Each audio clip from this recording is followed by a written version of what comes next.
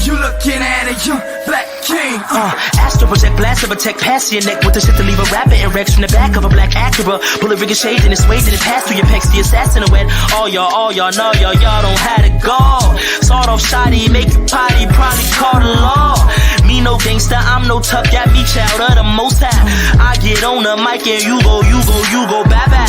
Devil don't test me, I throw shrapnel where your chest be. Shooting our family down in the streets, fuck the police, they ain't marching for me. Pull up, not that Rari, I ain't bad yet. I pull up, out that 85% of mass at. I put this on God, bad black is so hard. Bitch, I'm going back to Harlem in my West African garb. ETM Hotel, Rennie Sean, welcome in peace. My name is Sean. I'd like to thank everybody for tuning in to this episode of the Martial Warrior Clan YouTube channel. Please like the show, share the show, tell a friend. We're actually live. We're going to get into some literature review. More specifically speaking, we are going to address how not to compare African traditional thought and Western thought. All right, this is a literature review.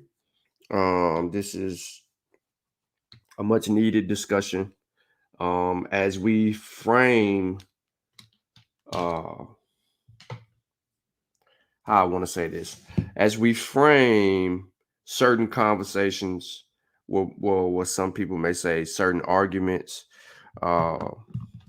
moving forward in our learning and our development, especially when it comes down to Africana studies and when it comes to just Africa in general. So, you know, it's all about the methodology with me, and in so doing, you always have to review your literature before you project it out. If you're looking for a trash talking, you ain't getting that today. That's over with for me. It's, you know, it's muted. The noise is muted now. I'm moving on. Much bigger things to actually do. And then there's some other conversations that actually need to be had in order to advance knowledge.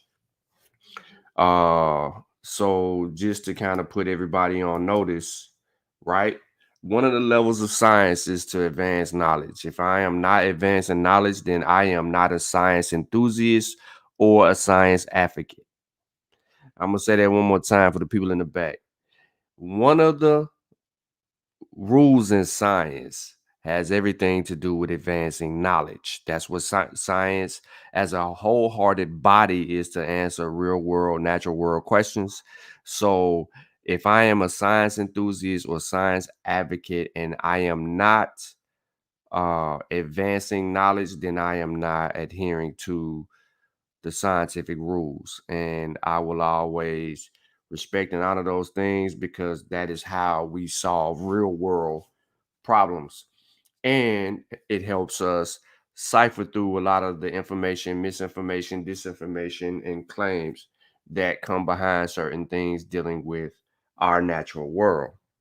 However, for as long as we've known it, during the age of colonialism and the impact of Islam on Africa, and the whole atrocities of the trans-Saharan and transatlantic slave enslavement on African people, everyone's been writing their stories or projecting their stories or their perspectives on Africa. And Africa hasn't really had a true opportunity to speak for itself, so to say. Now, if you want to be all technical and be like, there's no such thing as Africa and blah, blah, blah, then you can do all of that. But I'm not here to go back and forth over something that, you know, we clearly have demarcated as a continent called Africa today, right? Whether we did it or did not do it, we know the motherland to be known to us today as Africa. And this whole thought process we tend to dive into shows extremities of the difference between African thought and Western thought. So today's build is going to be in the direction of how not to compare African traditional thought with Western thought. Now, this title is actually in a journal that was published, and we're going to take a look at the two authors. and who, both of them a little bit different, but dealing with the specifics of certain things, and we need to just really get through it. Now, without a shadow of a doubt, you already know how I roll. I always source up my material. One article is about 8 pages long. Okay. Other article is not so long. It's like 4 pages. So we're going to be able to get through those things and then we'll build on it. But what I want to do right now is, again, if you're just joining the conversation, we're just getting started. Please like the show, share the show, tell a friend that we're live. Appreciate everybody for tuning in. Much love to all the listening audience that is tuned in live and those of you who will catch the replay. All right, so let's get into the first one. Okay. And then, if more people come in, they just have to catch the replay and we're going to deal with it how we want to deal with it. Let me position correctly. My bad. Remember, my hand kind of funny. All right. So the name of this article here is How Not to Compare African Traditional Thought with Western Thought. This is written by Chi Ndade in 1976 under J. Wardu, which we'll see some more information from J. Wardu. All right. Now it says clearly many Western. Hold up. Before I get started, hold on. Let me do something for everybody else. Let me get this shared up, and then taken care of.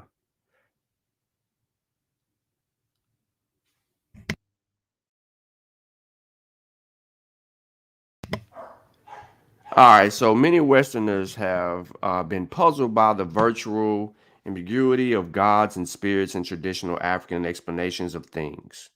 Robin Horton, the Western anthropologist, has suggested that this failure of understanding is particularly attributable to the fact that many Western anthropologists have been unfamiliar with the theoretical thinking of their own culture. I would like to suggest that a much more significant reason is that they have also been unfamiliar with the folk thought of their own culture. Western societies too have passed through a stage of addiction to spiritistic explanations of phenomena. What is more significant, residues of this tradition remain a basic part of mental makeup of a large mass of less sophisticated sections of Western populations.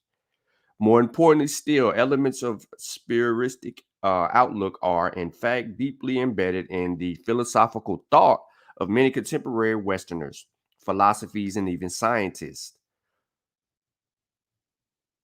Observably, it is a matter of a first-rate philosophical importance to distinguish between traditional, that is pre-scientific. This is key.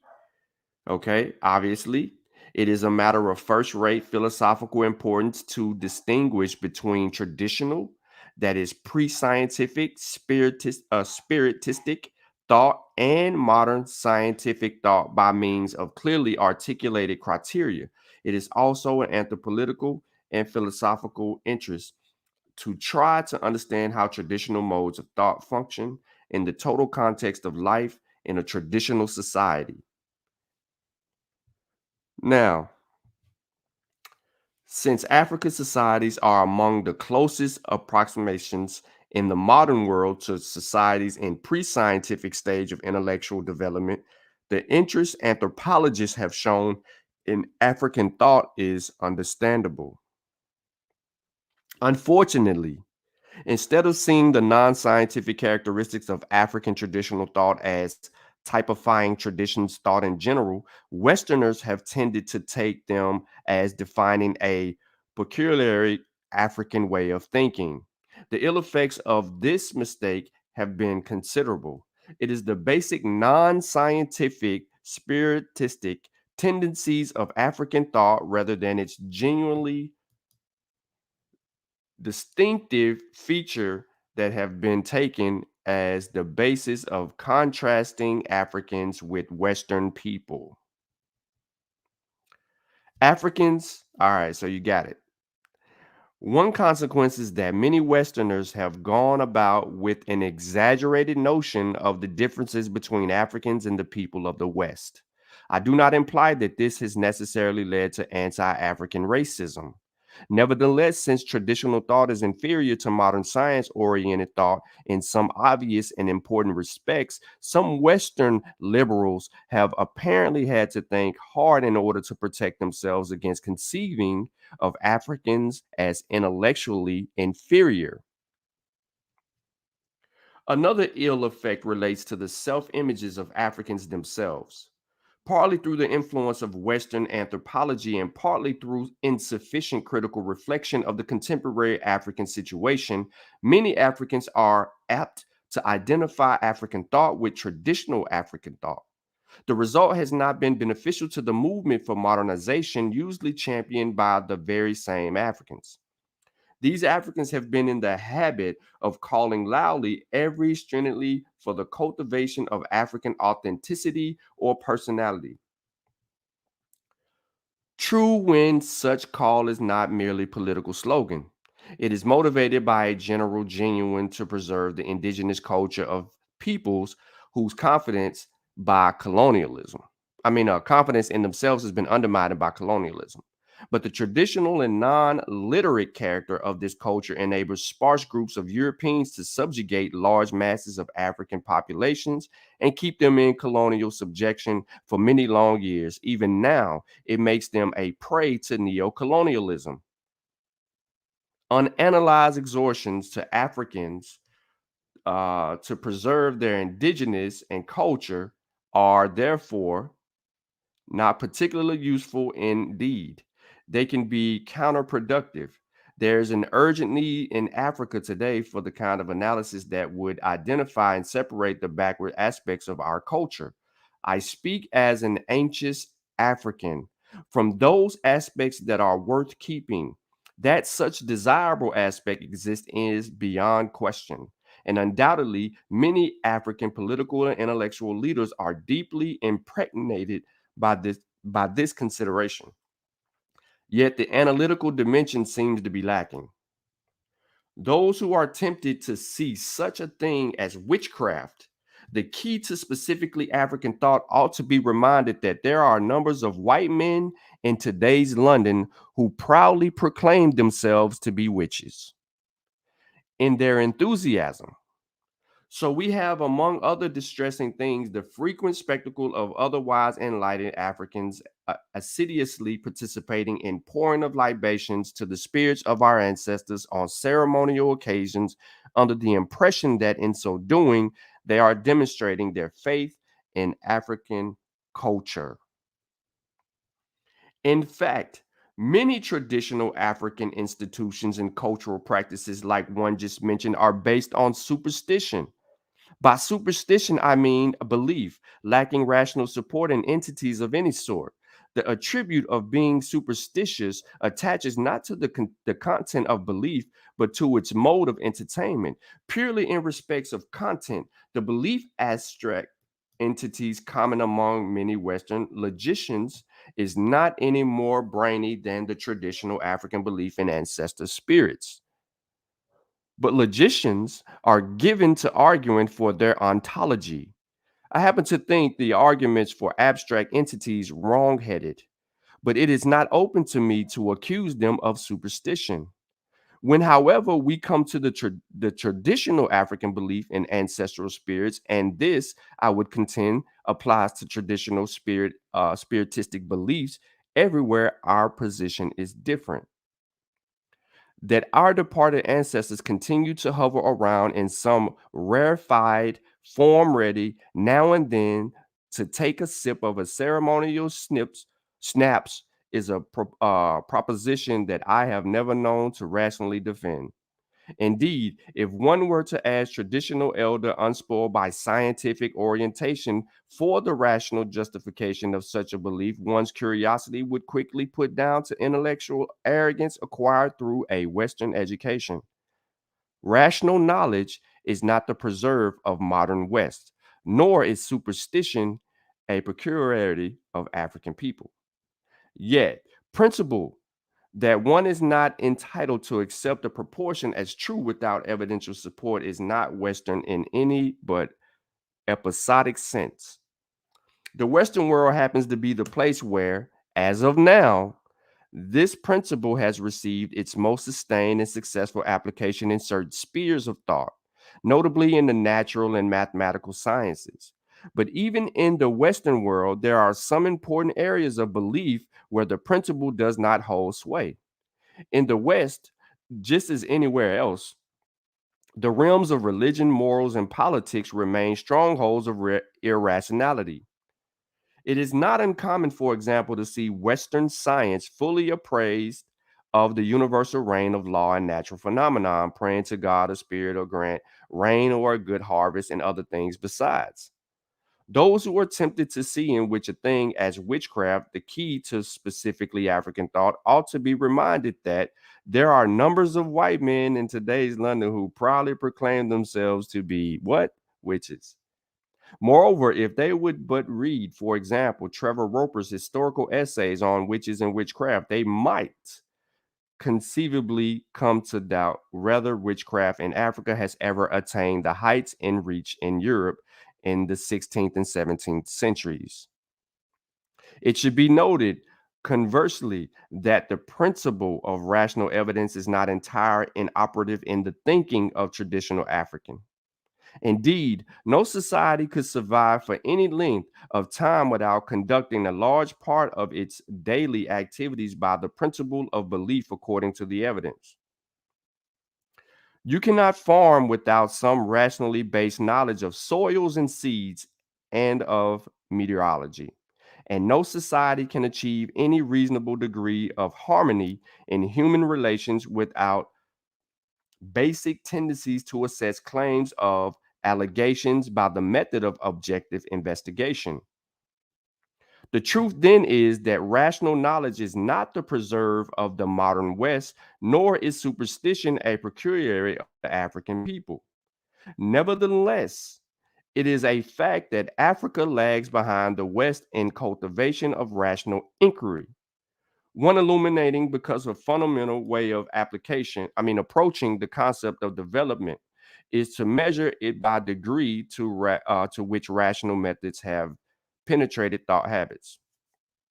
Now, in this sense, of course, one cannot compare the development of peoples in absolute terms.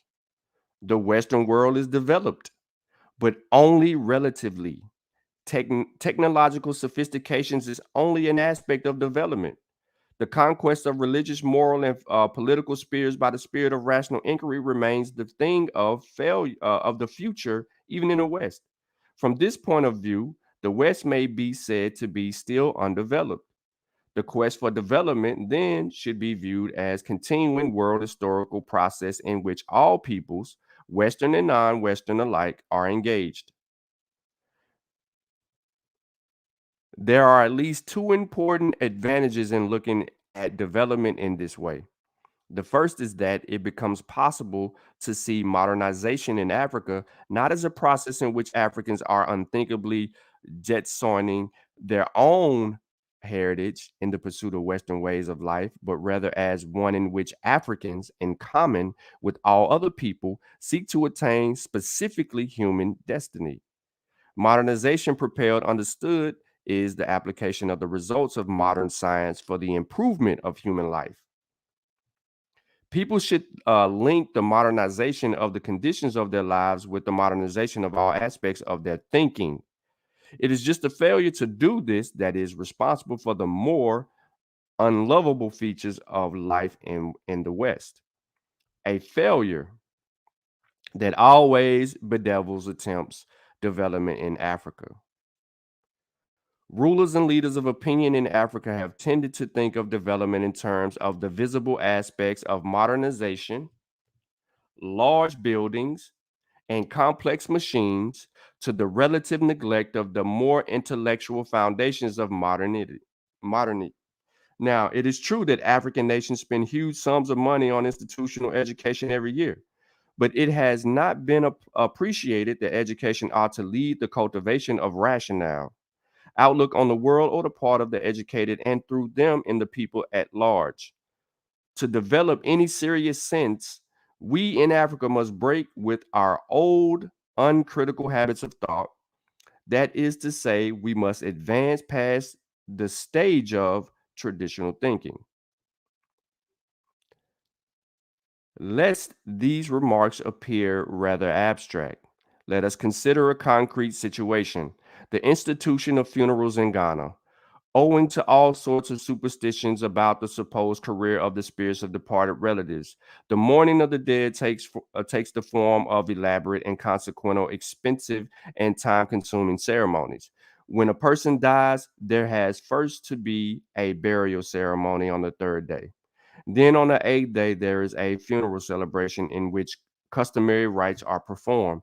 Then 40 days afterwards, there is a 14th day celebration. Then there are such occasions as the eighth day and first anniversary celebrations. All these involve large alcohol quaffing gatherings. Contrary to what one might be tempted to think, the embracing of Christianity by large sections of the Ghanaian population has not simplified funeral celebrations. On the contrary, it has brought new complications. Christianity too teaches of the whole hierarchy of spirits from the supreme threefold spirit down to the angels, both good and refractory, down further to these lesser spirits of the deceased, mortals. Now, besides conversion to Christianity in our lands is generally not meant to the exchange of indigenous religion for the new one, but rather the amalgamation of both, which is made the more possible by the common spiritistic orientation.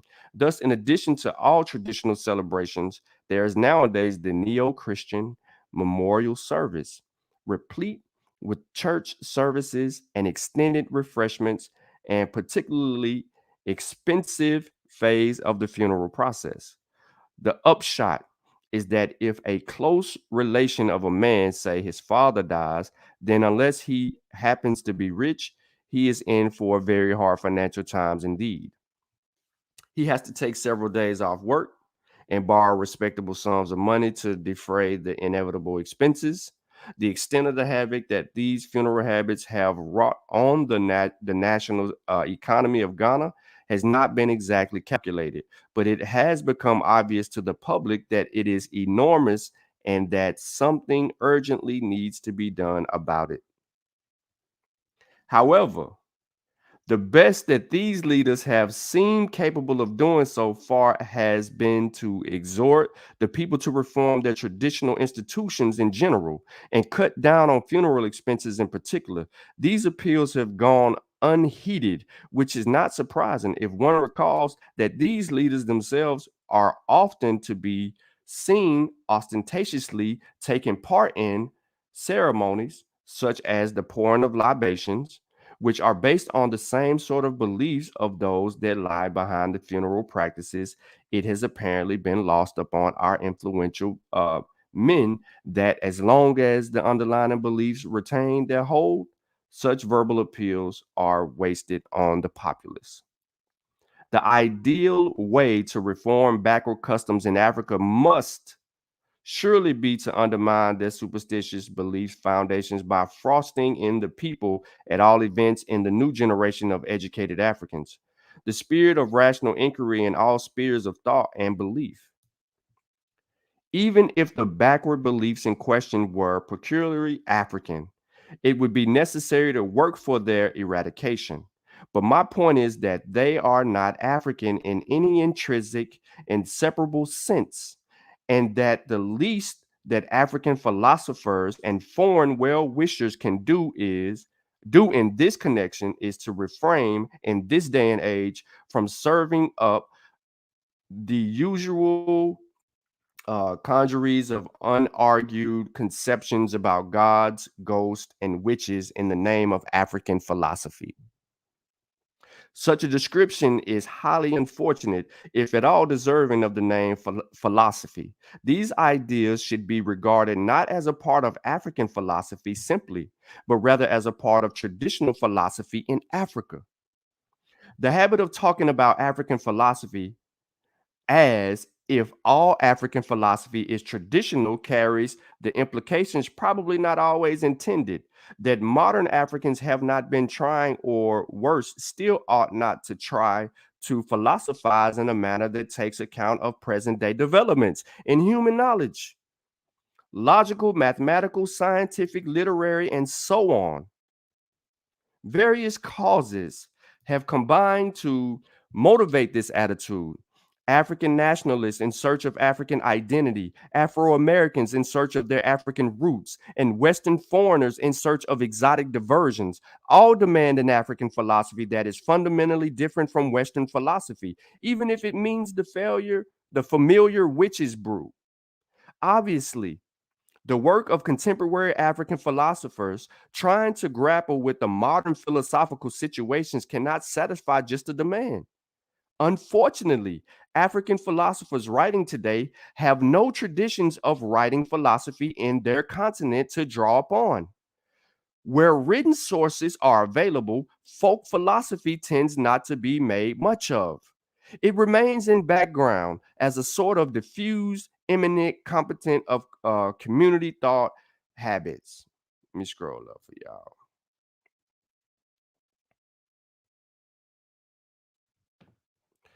Such a fund of community thought is not the work of any specifiable set of philosophers. It is common property of all and sundry thinker of non-thinker alike. As a rule, folk thought consists of bald assertions without argumentation, but philosophy requires argument and clarification. Of course, folk thought can be comprehensive and interesting on its own account. For example, on the conception of the person found among the Akan of Ghana. A person is constituted by Nipadua, a body, as well as a combination of several entities conceived as spiritual substances, Okra, whose departure means death. Sun, which gives rise to the character in Toro, the basis of inherited characteristics passed on from the father, and finally Mbanya, something passed on from the mother, which determines clan identity and at death becomes the Saman, the ghost. All this sounds more interesting and certainly more imaginative than the thesis of some Western philosophers that a person consists of a soul and a body. But the crucial difference is that the Western philosopher tries to argue for this thesis, his thesis clarifying his meaning and answering objections, while the transmitter of folk conceptions merely says, "This is what our ancestors said. This is what our ancestors said." For this reason, folk conceptions tend not to develop with time. This is as true as West as it is in Africa. In the absence of a written African tradition in philosophy, anthropologists have fastened on our folk worldviews and elevated them to the status of continental philosophy. They have then compared the philosophy with Western written philosophy. In other better placed parts of the world, if you want to know the philosophy of the given people, you do not go to the aged peasants or fetish priests or court personalities. You go to the individual thinkers in the flesh, if possible, and in print. Invariably, you would find a variety of doctrines, since any set of individuals trying to think for themselves are bound to differ among themselves. Since it is only the form type of informant that anthropologists seem to have been able to find, it is not surprising that their comparisons between African traditional thought and Western scientific thought have been misleading. My contention, which I have earlier hinted at, is that African traditional thought should, in the first place, only be compared with Western folk thought. For this purpose, of course, Western anthropologists will first have to learn in detail about the folk thought of their own peoples. African folk thought may be compared with Western philosophy only in the same spirit in which Western folk thought may be compared with Western philosophy. That is, only in order to find out how to distinguish folk thought in general from individualized philosophizing. Now, then If there be any who are anxious to compare African philosophy with Western philosophy, they will have to look at philosophy that Africans are producing today. Present day African philosophers have been trained in Western tradition in the continental or Anglo American style, depending on their colonial history. Their thinking, therefore, is unlikely to hold many peculiar African novelties for anyone knowledgeable in Western philosophy. For this very same reason, African militants and our Afro-American brothers are often disappointed with the sort of philosophy syllabus that is taught at the typical modern department of philosophy in Africa. Why, they ask, should Africans be so engrossed in the philosophy of their erstwhile colonial oppressors? African philosophers, however, have no choice but to conduct their philosophical inquiries in relations to the philosophical writings of other peoples, for their own ancestors left them no heritage of philosophical writing. They need not. To be sure, they must not restrict themselves to the philosophical works of their particularly former colonial oppressors, but they must study written philosophers of other hands, because it would be extremely injustitious for them to try to philosophize and self-impose isolation from all modern currents of thought. Ideally, they must acquaint themselves with the philosophies of all the peoples of the world. Compare, contrast, assess them critically, and make use of whatever of value they may find in them. In this way, it can be hoped that a tradition of philosophy as a discursive discipline will eventually come to be established in Africa, which future Africans and others too can utilize. In practice, contemporary Africans philosophers will find that it is the philosophies of the West that will accompany them most. For it is the part of the world that modern developments in human knowledge have gone farthest, and where, consequently, philosophy is in closest touch with conditions of modernization that Africans desire for their continent. In my opinion, the march of modernization is destined to lead to the universalization of philosophy everywhere in the world. Nevertheless, African philosopher has good reason to study African folk thought. Africans are much oppressed as disparaged people. Some foreigners have not even conceded that Africans, as a traditional people, were capable of coherent worldview. I'm going to say that again for the people in the rear, right? Africans are much oppressed as disparaged people. Some foreigners have not even conceded that Africans, as a traditional people, were capable of a coherent worldview. Many colonial anthropologists sought to render the actions of attitudes of our forefathers intelligible to their colonial rulers so as to facilitate governance. While some brilliant insight resulted, there were misinterpretations of factual errors. Well, Africans cannot leave the task of a correction to foreign researchers alone. Moreover, there are, particularly in the field of morality, conceptions not based on superstition. The Westerners may well have something to learn from them. The exposition of these aspects of African traditional thought especially befits the contemporary African philosopher, but African philosophy should approach this material critical. All peoples who have made any breakthrough in the quest for modernization have done so by going beyond folk thinking. Sifting through the elements of a traditional thought and culture will require a good measure of analytical circumspection. Otherwise, we might exchange the good as well as the bad in our traditional ways of life and dubious cultural imports.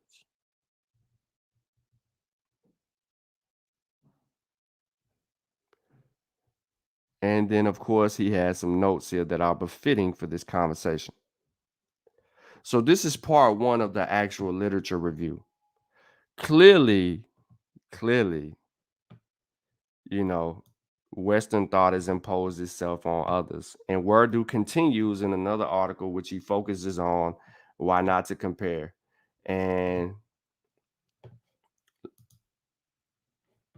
we'll expound on this just a little bit and go from there. But before I do, I want to kind of get into the chat and see what y'all thinking or what your thought process is. What up, Fitz? What up, everybody? How y'all doing? Key phrase, things worth keeping. Yep.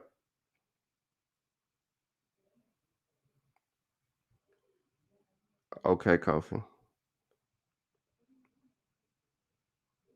Yeah, that's I mean, um, Taharka, I'm glad that you pulled that out or you extracted that because it's clear as day, things worth keeping and things worth leaving behind. That's clear.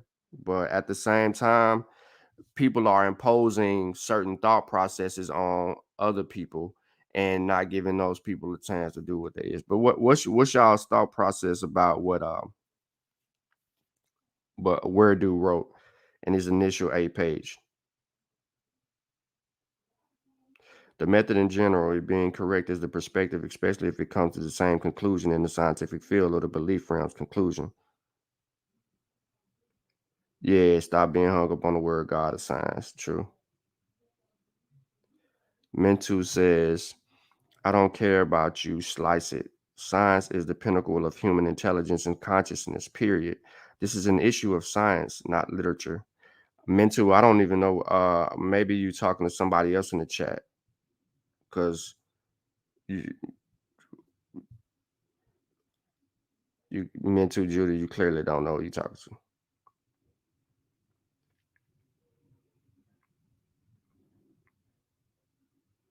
Oh, okay. Y'all, you and Fizz going back and forth. All right. Okay. All right. So before I get into this article real quick, I wanted to kind of put people up on um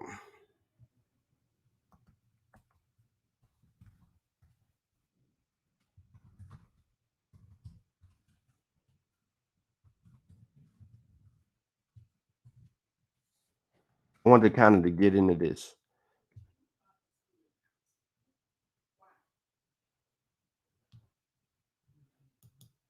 To kind of simplify this thing and make it part of a conversation, just to kind of infuse something here. So a lot of people I see it, so I'm only doing this because I see what y'all talking about. So scientific knowledge refers to what is understood through scientific process of investigating and analyzing phenomena. Identify this role as contributes to the body peer review elements from peer review research and the elements that make up scientific knowledge. So what is scientific knowledge? Can y'all see that?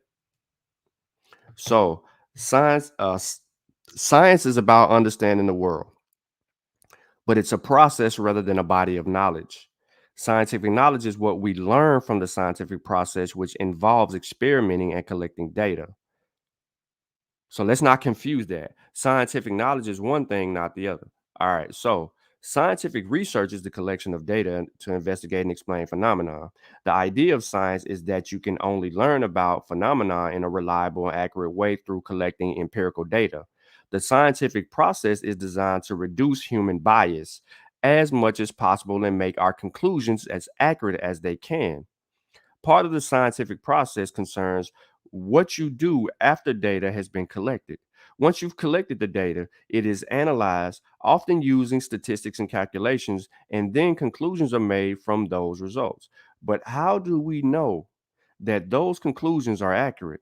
One way is through a process called peer review, which is where research is scrutinized and critiqued by fellow scientists. This process has to be completed before any scientific paper is published, and it weeds out a lot of flawed research. It is a big part of why science has been so successful in explaining the world. And they have some examples of that. My thing about this is that when we become science enthusiasts and science advocates, we have to adhere to the laws of science.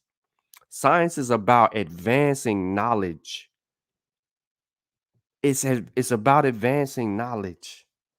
If we're not advancing the information, that's not being scientific. If we're scrutinizing and critiquing things off of emotions and feelings, we're not being scientific. We can't mask everything under the umbrella of science. You can't. Science doesn't answer everything in a real world setting. We have to conclude that. However, people do have to get stop being hung up on certain words and things of that nature. And that has nothing to do with me. That's people's personal thing. And you are what you are what you want yourself to be at times.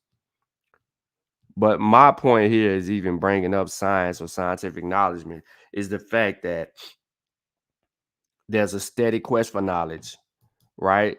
Like this particular this is the opinion post, and I really don't want to use it, but it speaks to the point that we are always trying to learn something. Our natural world is always uncovering new knowledge, and that knowledge is being expanded. Whether that knowledge, the old way in the 1300s, stem from one train of thought till we get to the 2000s, where we have more technology to help bring those things forward. Doesn't matter. Science is a systemic enterprise that builds and organizes knowledge.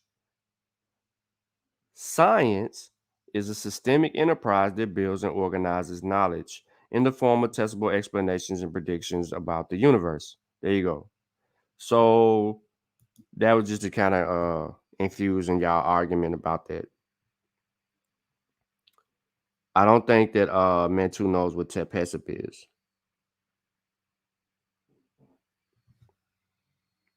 Right. Methods mean, yeah, exactly. So I'm just adding it to y'all argument. All human knowledge is both subjective and objective. Facts and theories are filtered through the human lens. Correct, Brendan. Cultural exchanges are key to human development. Agriculture didn't start everywhere at the same time.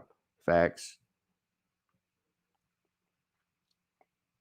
All right, let's get into this other part. So here's the other angle to pretty much to Quasi Werdu. Now, a little bit about Quasi. He's a prominent African philosopher from Ghana, recently published an essay entitled How Not to Compare African Thought to Western Thought, in which he criticizes the prevalent method of comparing what is regarded as philosophy and Western philosophy. Werdu begins the essay with the assertion that all cultures are characterized by two levels of thought, namely the traditional non-scientific and the theoretical or scientific thought. He also notes, although without examples, that some contemporary philosophers, both in Africa and the West, are in the habit of comparing the traditional non scientific thought of the African people with the highly theoretical and scientific thought of the Western world. He sees this type of comparison as improper and argues that since there is traditional folk thought in Africa as well as in the West, if there's a way to be any comparison at all, it must be with folk thought to folk thought and scientific thought to scientific thought. Now, Werdu's essay is an excellent academic treatise in its own right, but as an African who is attempting to reflect philosophically and possibly attempting to provide leadership to the thrust of African philosophical search, there are some pitfalls in essays which need to be pointed out. The purpose of this commentary is to highlight and hopefully clarify some of the misleading those in contemporary literature about African philosophy and the role of African philosophy within the world philosophy. The first problem in Werdu's essay is, see, I just didn't come in this conversation with one way. I try to come in this conversation with two ways, and both of these people are African. The first problem in Werdu's essay is that it's sympathetic to a misconceived view that Africans have no thought process except the non-scientific. That's the first problem, and I totally agree. Assertions like African societies are among the closest approximations in modern world to societies in the pre-scientific stage of intellectual development portray Werdu's presuppositions, my bad. This position creates a problem for Werdu's project. If he has stated the West is basically scientific in its thought process and Africans are basically folk-like in their thinking, then there is no basis for comparison. His argument that it is wrong to compare African folk thought to Western scientific thought is arbitrary. It must be pointed out, however, that the claim that Africans have no theoretical or scientific thought is not only erroneous, but misleading. In my opinion, such conclusion can only be reached through a one dimensional and uncritical view of the notion of science and philosophy. The essay further claims that Africans must grow out of the folk thought consciousness by learning to philosophize in a manner that takes account of present day development in human knowledge, logical, mathematical, scientific, literary, etc. This might be a genuine recommendation, but to say that unless one's mind is fixed in the Western box, one cannot be philosophical is but bigotry and dogmatism.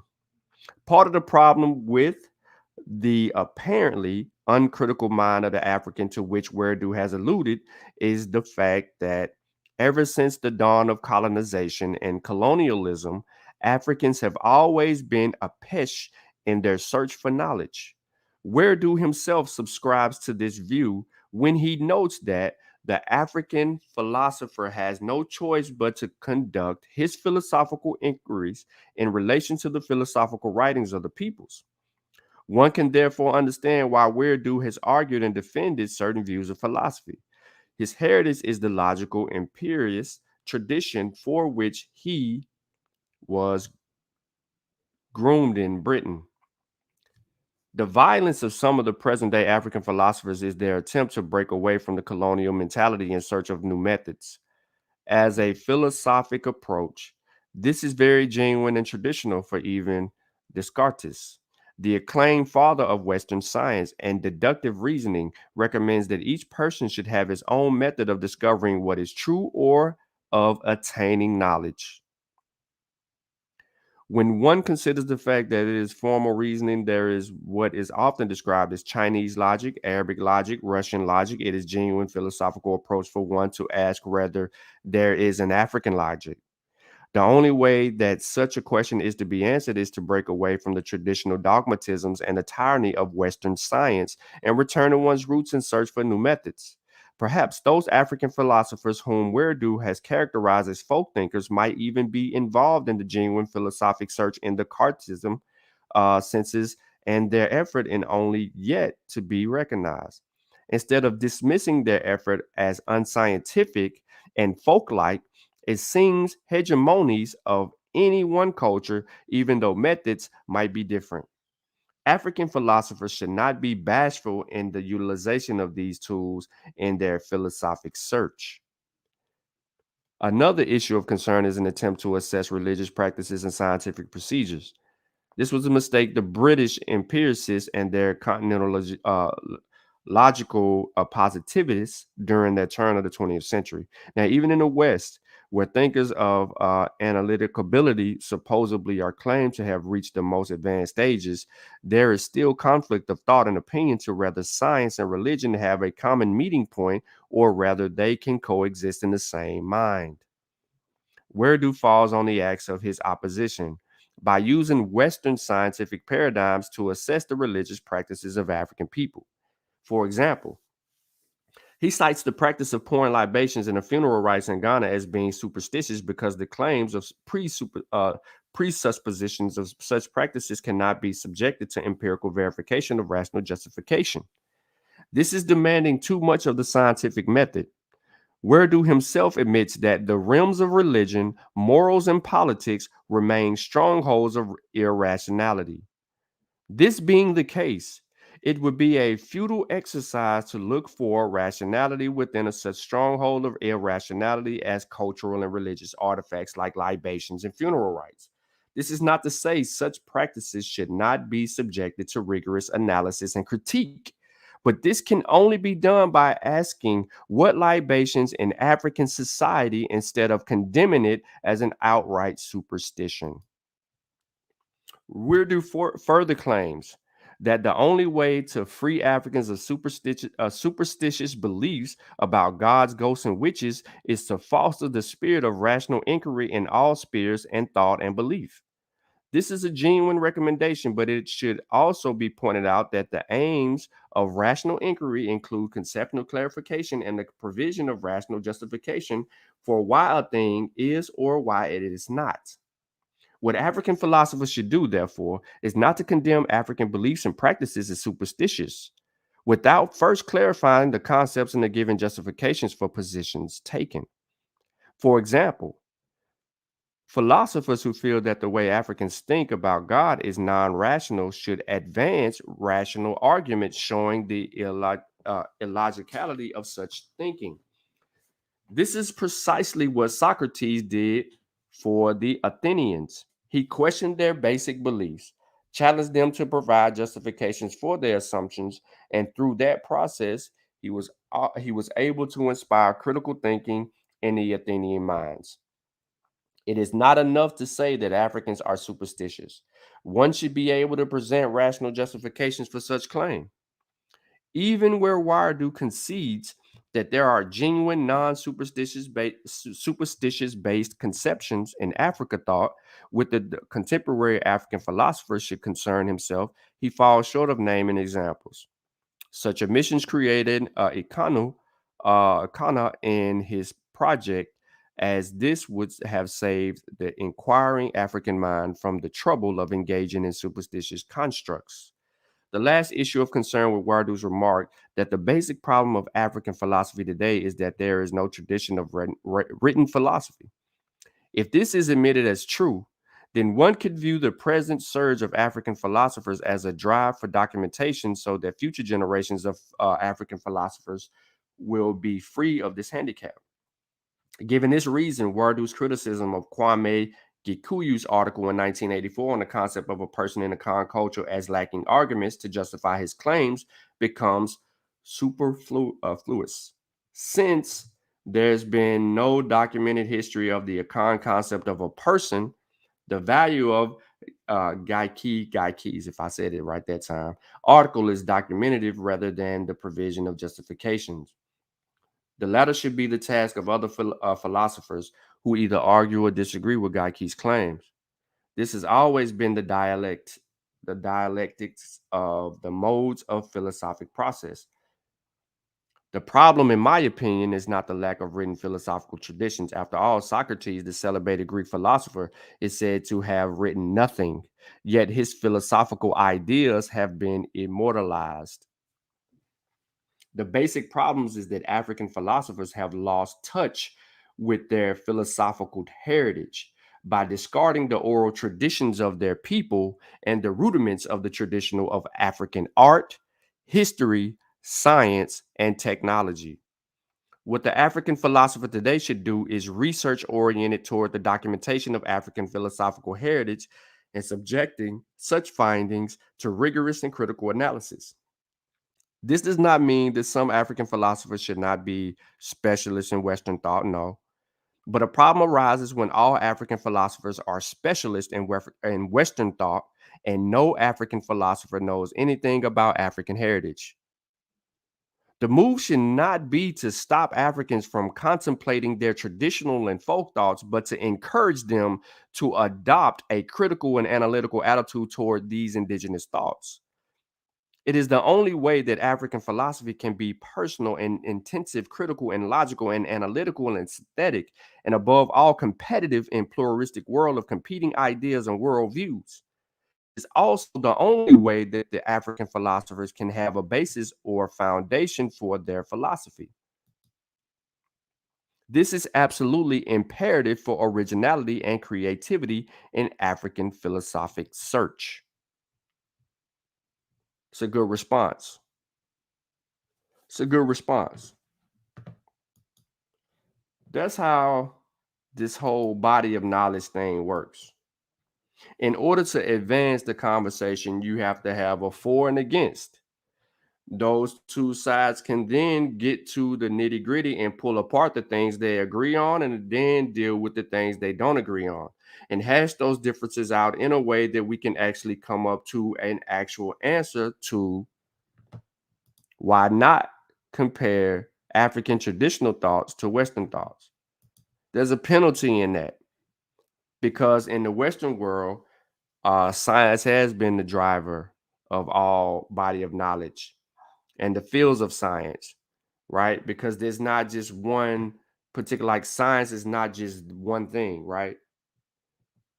There's a body, it's a body. So which part of science are we going to discuss? And in modern sciences, you're dealing with natural sciences like biology, chemistry, and physics.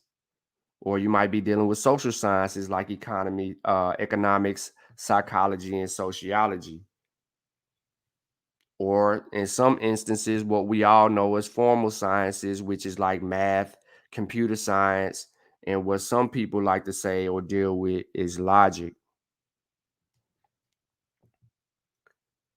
And of course, we have to clearly get gain a proper understanding for those conversations. So we can't just look at this thing from one worldview. We can't look at this thing as in science is the solution for all. We have to give credit where credit is due, despite how people see things. Not just the Western world, the whole world. I would agree with that assessment. I'm not going to demean that. I'm gonna say that the whole world, because the entire world frowns upon African thought, African philosophy. Well, if you want to use the word philosophy, if you want to do that, I wouldn't want to get into that, but it is what it is.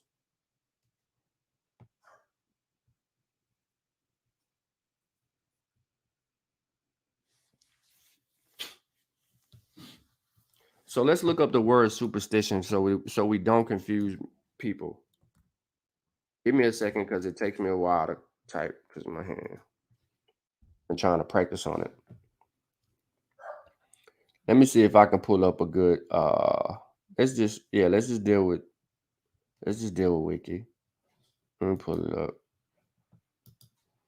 And if we agree, we agree. If we don't, we can correct it. So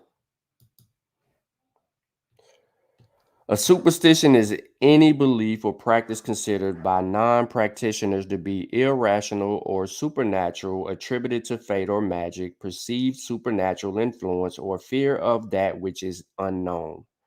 It is commonly applied to beliefs and practices surrounding luck, amulets, astrology, fortune, telling spirits, and certain paranormal entities, particularly the belief that future events can be foretold by specific, apparently unrelated prior events. What is the sources behind that is Stuart Vice's Believing in Magic and L.S. Chardonnay's Superstitions and Prognostication or whatever, however you said it. So let's break that down. A superstition is any belief or practice considered by non-practitioners. Sutek, I don't know who you might be talking to in the chat, but for you to say what you said, hold on, let me see. Let me go back to it.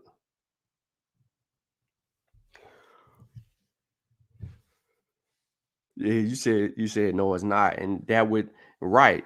It wouldn't be superstitious for people who are practitioners of something. That's what it says it right there clearly in the definition. Other people would claim it to be superstitious because they're not practitioners of that, and yet here's where the disagreements lie, right? Like people who got altars in their homes. Not everybody has altars in their homes or near their home, right? To them, this is a natural thing. It's a course of event. It's part of their traditional practices and their beliefs and what's personal to them. But if someone walks in and they see that, they're gonna think they may call that a superstition. But it would be like it says to a non-practitioner. The Oxford Dictionary defines superstition as a religious belief or practice considered to be irrational, unfounded, or based on fear or ignorance. Excessively credulous belief in and reverence for the supernatural, and widely held but irrational belief in supernatural influences, especially as leading to good or bad luck or practice based on such a belief. Is pouring libations a bad thing? Honoring someone? I thought the pouring of libation was pretty much like an honoring thing here. Exactly. Infinite minds, you hit it. That's where I was about to go with it. If we're using pouring libations as an example, wouldn't that not be symbolic, right? When for instance, when for some people, and then let's talk about rap, for instance. When Tupac and Biggie died, were they not immortalized? Were they not revered? Um, you know, Tupac made a song called Pour Out a Little Liquor on Thug Life, right? This is where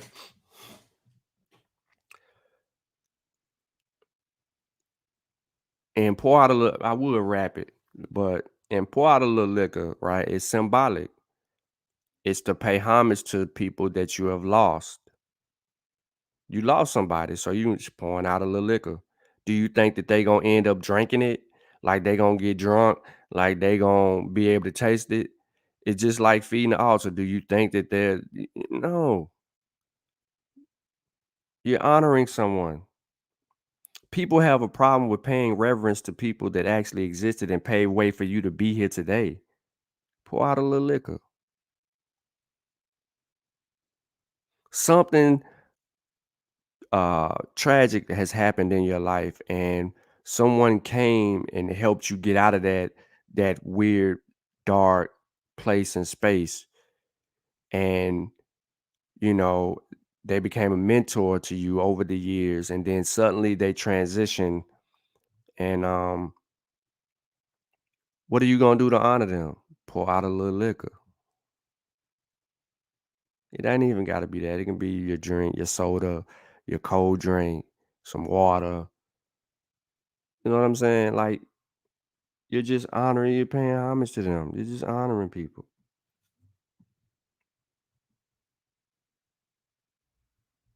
Where my boy Pure Black at?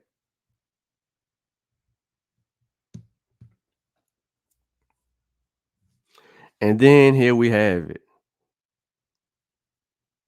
The crust of it all. The crust of it all. He's not the authority on what is and what is not something. We clearly define what is we if we define something, right? This is the problem with people. Once you define something, you either adhere to that definition or you come up with a definition that is agreeable. Someone is not always right because they project their opinion on something.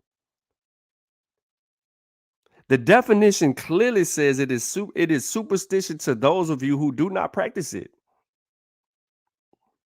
If you don't pour out liquor for your people, then that's cool. You don't pour out liquor for your people. If you don't put up if you don't put up pictures of the people that have transitioned in your life, then you don't put up pictures. If you don't care to remember them, that's you. If you don't name your children after people who've died or that been close to you in your life, that's you. Some people do. Is that weird? Trying to keep somebody's name alive? Is that a bad thing? Does that change the course of the world? Does that mean that you're pseudo or something because you you do those things? When you pay homage and honor someone,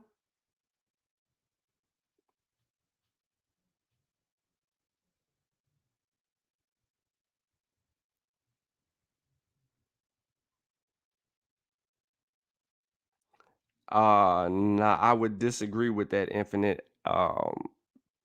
People aren't so African.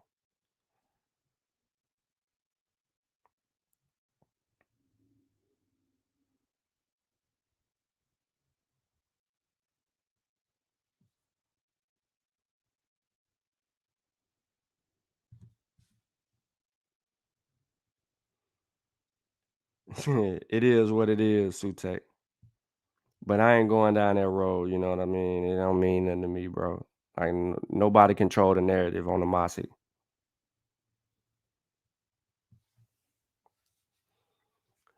But when it comes back to what I said earlier, because I don't want people to hinge their arguments in the chat on superstitions, how not to compare African traditional thought with Western thought? That lies the problem in most conversations. And reading the works of Weirdu and then a response article from Udadin, which both is in the description of the video, clearly shows you the articulation of one article written and then the follow-up behind that. And both of those brothers are African. They're both African. And they're both vying for Africa. And I clearly agree with the second one versus the first one, because if we put this whole onus on Western thought being the dominant thought and should be the dominant worldview of everyone on the earth as they always project it to be, then that would be idiocracy. That would clearly mean the colonialists won. Colonization was real. You're mentally impaired and you have issues. Colonization has crept into your research and now everything, your worldview, and now you can't understand African thought. So the scope of the whole projection of Africana studies is now limited. It's important to study. That's why both of these articles that was mentioned in this discussion, right? One comes about the Indiana University Press. The other one comes up out of Cambridge University Press. One is an African Studies Review. The other one is about the anniversary issue, well, just deals with transition pretty much. But it clearly shows the confusion by many who know nothing about Africa. I don't understand why y'all show up. You got your own channel.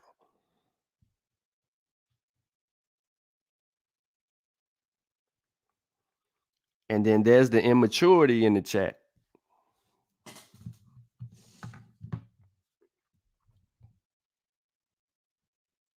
Hold on one second. Let me don't get distracted. Nobody controls the narrative over here. Don't get distracted. Trust me. In order to acquire knowledge, there are tools designed to help you acquire knowledge. The minute you void those tools, you are now outside of the realm of science. So don't get discouraged, people. Stay the course.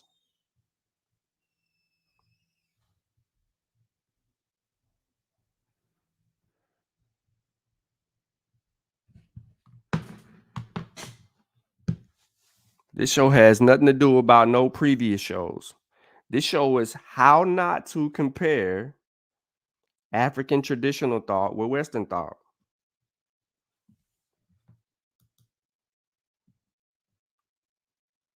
This is the article that was published and then a response article to that written by Udiadin. And here you go. We read the articles, right? Or maybe some people didn't hear it at all. And then we get caught up in short examples. So I'm going to help advance knowledge because that's what I do best. I'm going to get into some of the notes that was perceivably in Werdu's assessment.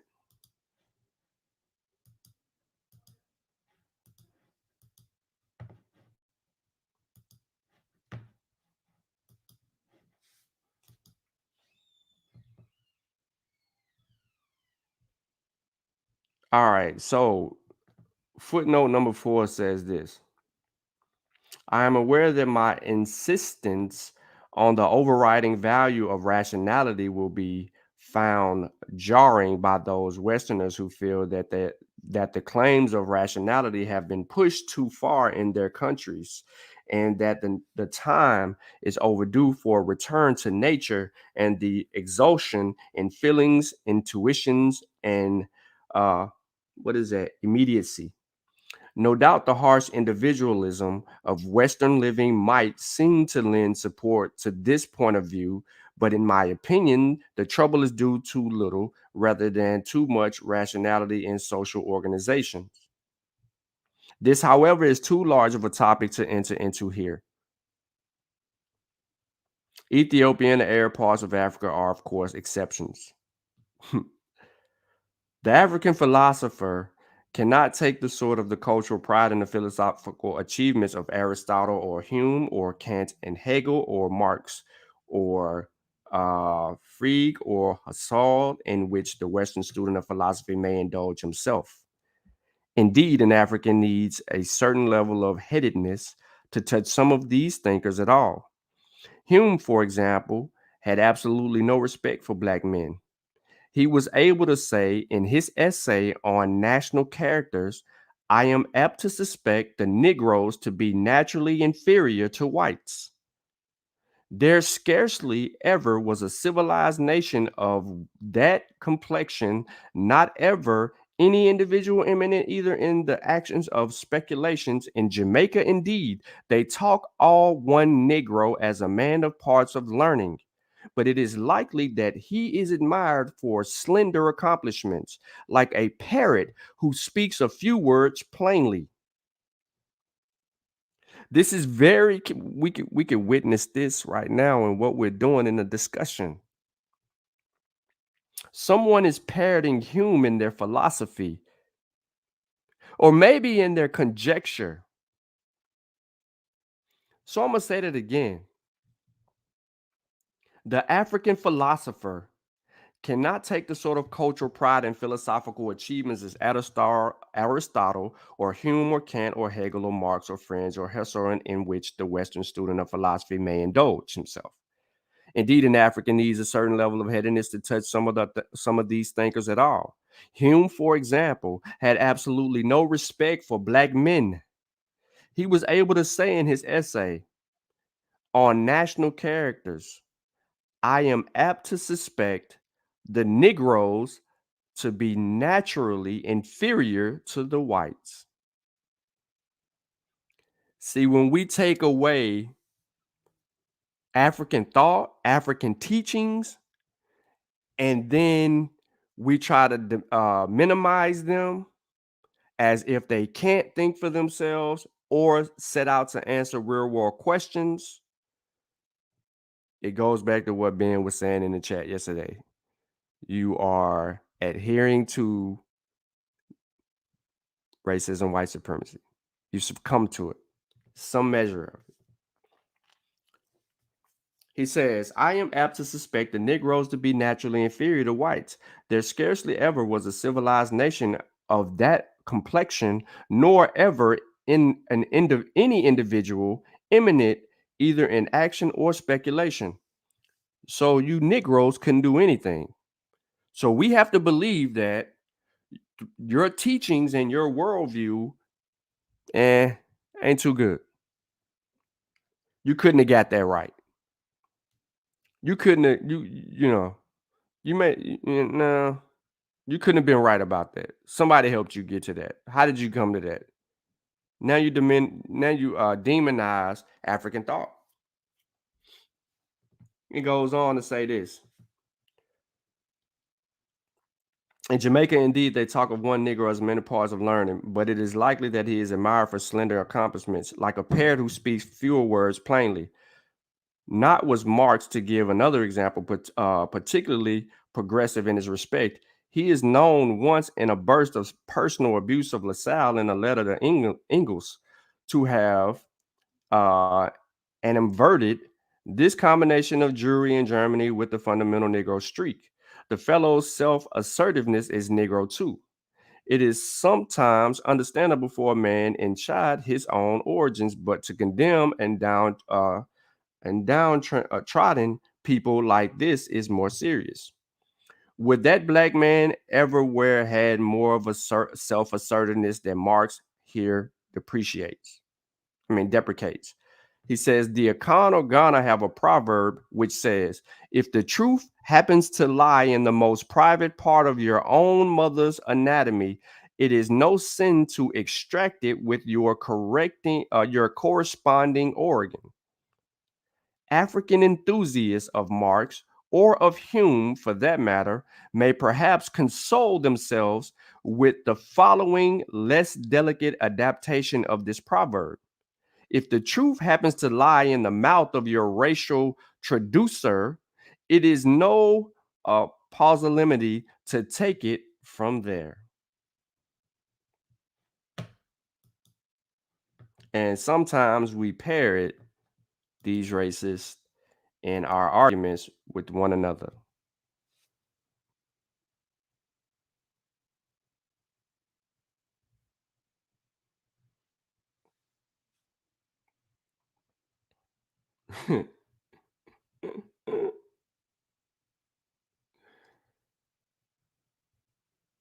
Oh man.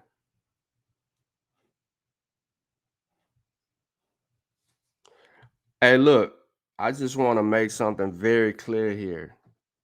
You ain't even welcome here, bro. You ain't even welcome here. The conversations that we have on our channel don't even involve you even engaging in anything that we have anything to do.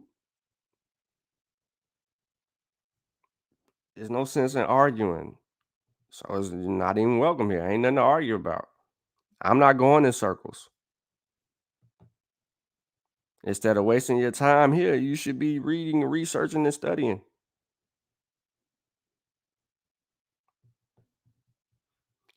Ain't no the only time the word, never mind, I ain't getting into that.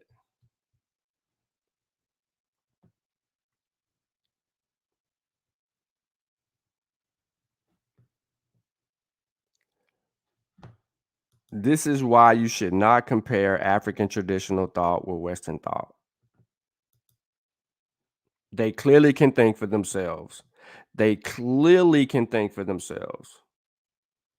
And for anyone that opposes their thought process should have to look themselves in the mirror and falsify their thought process and falsify their teachings.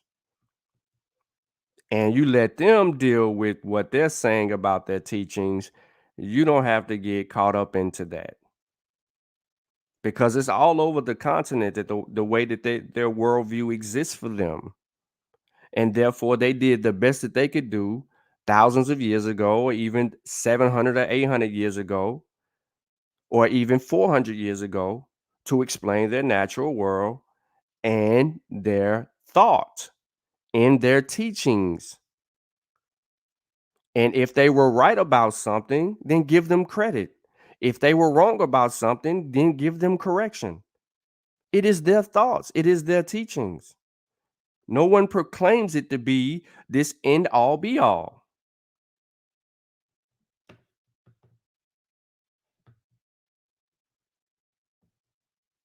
Period, point blank.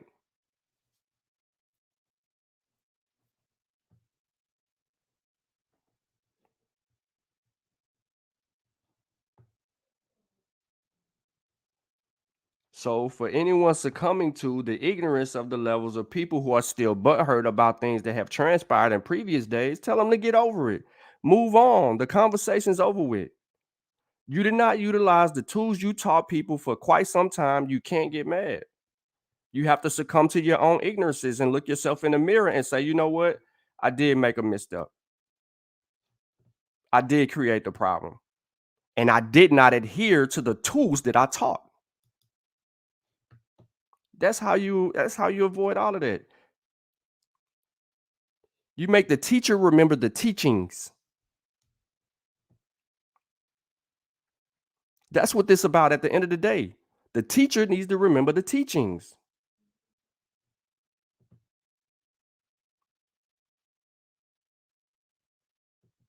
So we can advance the conversation appropriately. We don't have to waste our time.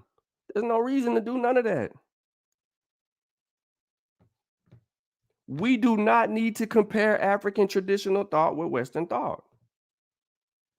There's methodological flaws in that. Western thought is not the worldview of the entire planet. It is not. It is not the standard. Since when did we make it the standard? When did it become the standard?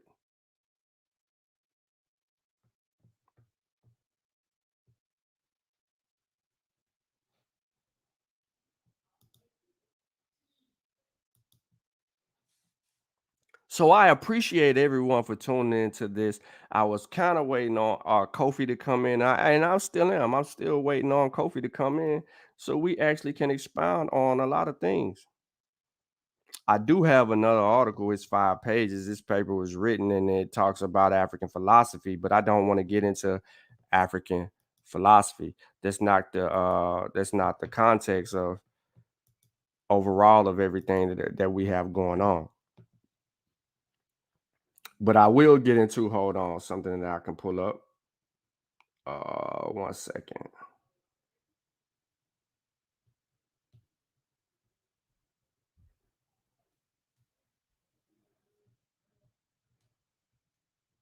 Give me a second here.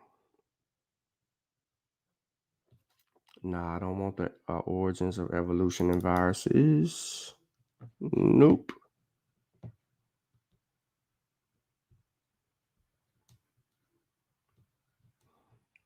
Hold on, let me get to what chapter I'm looking for.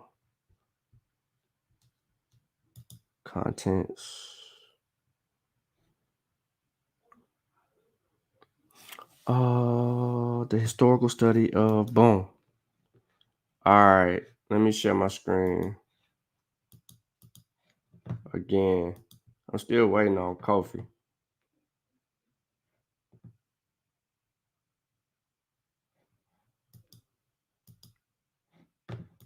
Man, you've been in the chat for that long. You've been in the chat for 30 minutes going back and forth with yourself.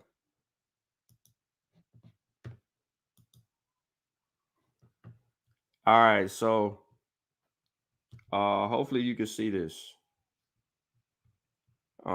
This is the historical study of African traditional religions, as what some people call it or whatever, but it's not really something that we want to get into because we want to get away from it. But it's saying that ain't what I want. I don't even want to get into that. The Shrines of Africa book. But hold on, y'all. I think Kofi coming. Dang, these trolls keep on popping up, yo.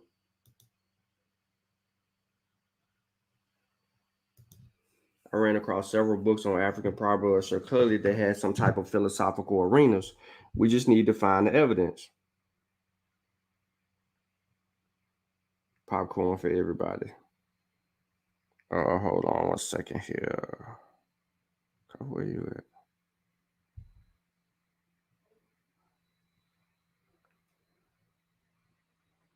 That mine said 30 minutes. An hour ago. I did. I thought I banned the bot. New bots keep popping up. I don't know what's going on with why they keep on popping up either. Where you at?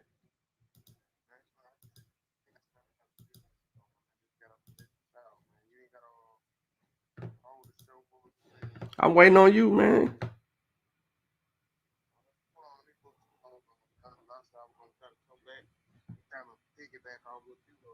Well, come on, man. We waiting on you. Yeah. All right. Anyway. Yeah, we all reported that. I reported it too. They keep coming. Yeah, they got several different accounts, man. I don't know what's going on with that. But Tarka, what do you mean by we need to find like evidence for the proverbs? Why would we need? I'm just asking a question. Why would we need to find the evidence for their proverbs?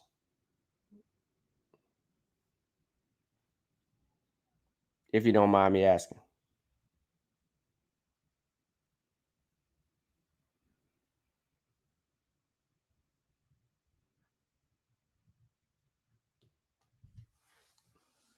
Like, what would it prove?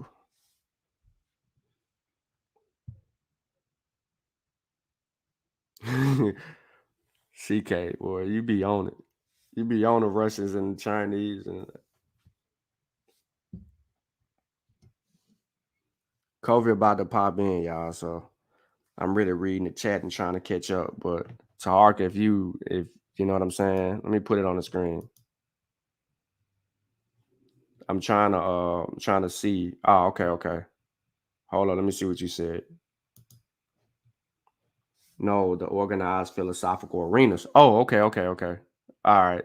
That's it. That's why I asked. I was asking. Okay. So find evidence for the organized philosophical arenas. Okay, so let's say in general, we show evidence of such where pretty much the elders held these arenas. Would that suffice or whatever? What up, Kof? What up, man? Can you hear me? Yeah, we hear you loud and clear. Okay. Hold on. Let me change this. But what I was saying was you didn't have to hold the show up for me, man. Hell, I had just got Man, we home. cooling, man. Just speak your speech. Oh man. Damn, what is damn shit? Hold on, man. All right. Damn volume. I can't hardly hear on this damn computer for some Y'all reason. see all this cussing Kofi doing? Remember, he wasn't cussing. Hey, if you live in the house I live in with these women, bro, yeah, you be cussing too. Nerves be bad. Um, Shoot, man. Uh, Yeah, we hear you loud and clear, bro. You I, sound good. I You it's sound good to us. yeah, but you low to me. I'm on my old laptop. I ain't even at my desk. That's why I ain't got my thing on. I ain't got no clothes on. But nah, I'll just say, man, I We listen did off not and need to on. know that, bro. Huh? We didn't need to know that. Oh, okay. Well, it's all right. Somebody might want to know I shower. But now I listen to the show, man. Um, off and on, and like actually what you did, I thought of which I probably come back and do the same thing of uh how people are comparing Western thought with African philosophy thought with Western philosophy thought. And I am gonna come back and do something too, because I'm kind of piggyback off of. I'm familiar with one of those articles that you actually read, and I think I might have cited that article in my book. And but I'm gonna come back, man, and kind of talk about it, man, like what you talked about, man. But I'm gonna talk about it in chapter 3. Why are we at why are we at where we at with a lot of people with a lot of this um anti-African thought, and they a lot of people that say they're not anti-African. Um, they're doing some of the very same things that the people was doing back early in the 50s and the early well, I'm gonna say that, yeah, the early 50s. I'm gonna say the early 50s, the early 60s, with this same rhetoric, with this same anti-African sentiment. You know what I'm saying? So I'm gonna come back, man, and kind of talk about why we at the where we at, man, with those people, man. But I really ain't got too much, man. I kind of wanted to come in while you was actually had one of those articles pulled up, but I wasn't able to make it to the house at at time. So yeah. Can y'all hear me? Yeah, man, we hear you good, man. I just can't. I can't hardly hear on this laptop. These speakers on here, man, low, hella low. We hear But you. That's all that matter, bro. yeah. But yeah, man, like I said, man, good show, man. You got to stop being frustrated too, bro. Stop I being ain't frustrated. I know frustrated. you see. I seen you. I know you seen a comment a while ago, and you didn't even say who the person was, but I know the person who you was addressing, man. But man, you just gotta ignore it, man, and we just gotta do what we gotta do, man. We just gotta continue to do what we gotta do. We gotta continue to stay in our lane, and let them stay in their lane, the lane that they got over there. You know what I'm saying? And ain't no shots fired, but the lane over there is it's just talk. That's all it is. It's just talk. It's just talks.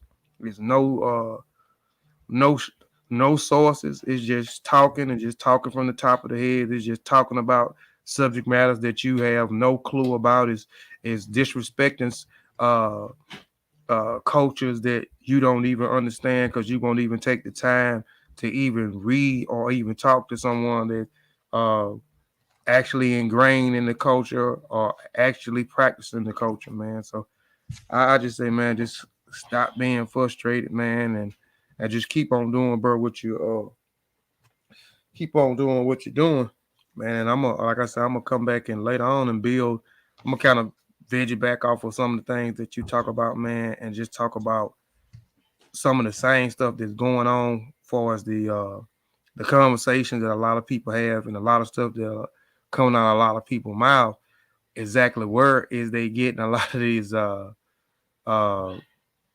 these this train of thought is and why they are comparing uh uh another culture worldview to another culture worldview, why they are saying disrespectful things about another culture and bigging up another culture. That's crazy to me. You'll big up one culture and demonize another culture, especially a culture that you descend from, whether you believe it or whether you believe it or not. Hey, hold on, Sean. I'm gonna come right back, man. My wife want me. Hold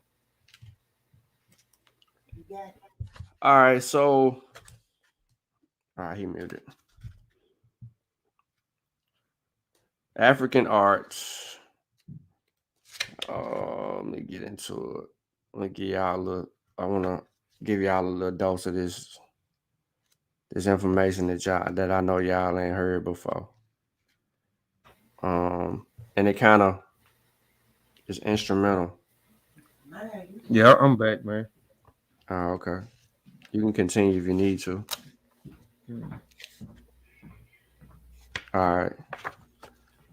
So let me find my little thing. Let us go on your car. I ain't got no gas in it home. I put some in there. Then you put some. Thank you. Thank you. It's about to be a 187. I had to get the mute button on for that. We don't want to hear no killings. All right, so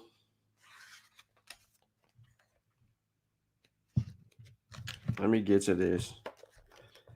Early in the 11th century, the Berbers of the Sahara were converted to Islam, and toward the middle of the century, the Almoravids set out from the lower Senegal River to preach Islam and wage war on its behalf.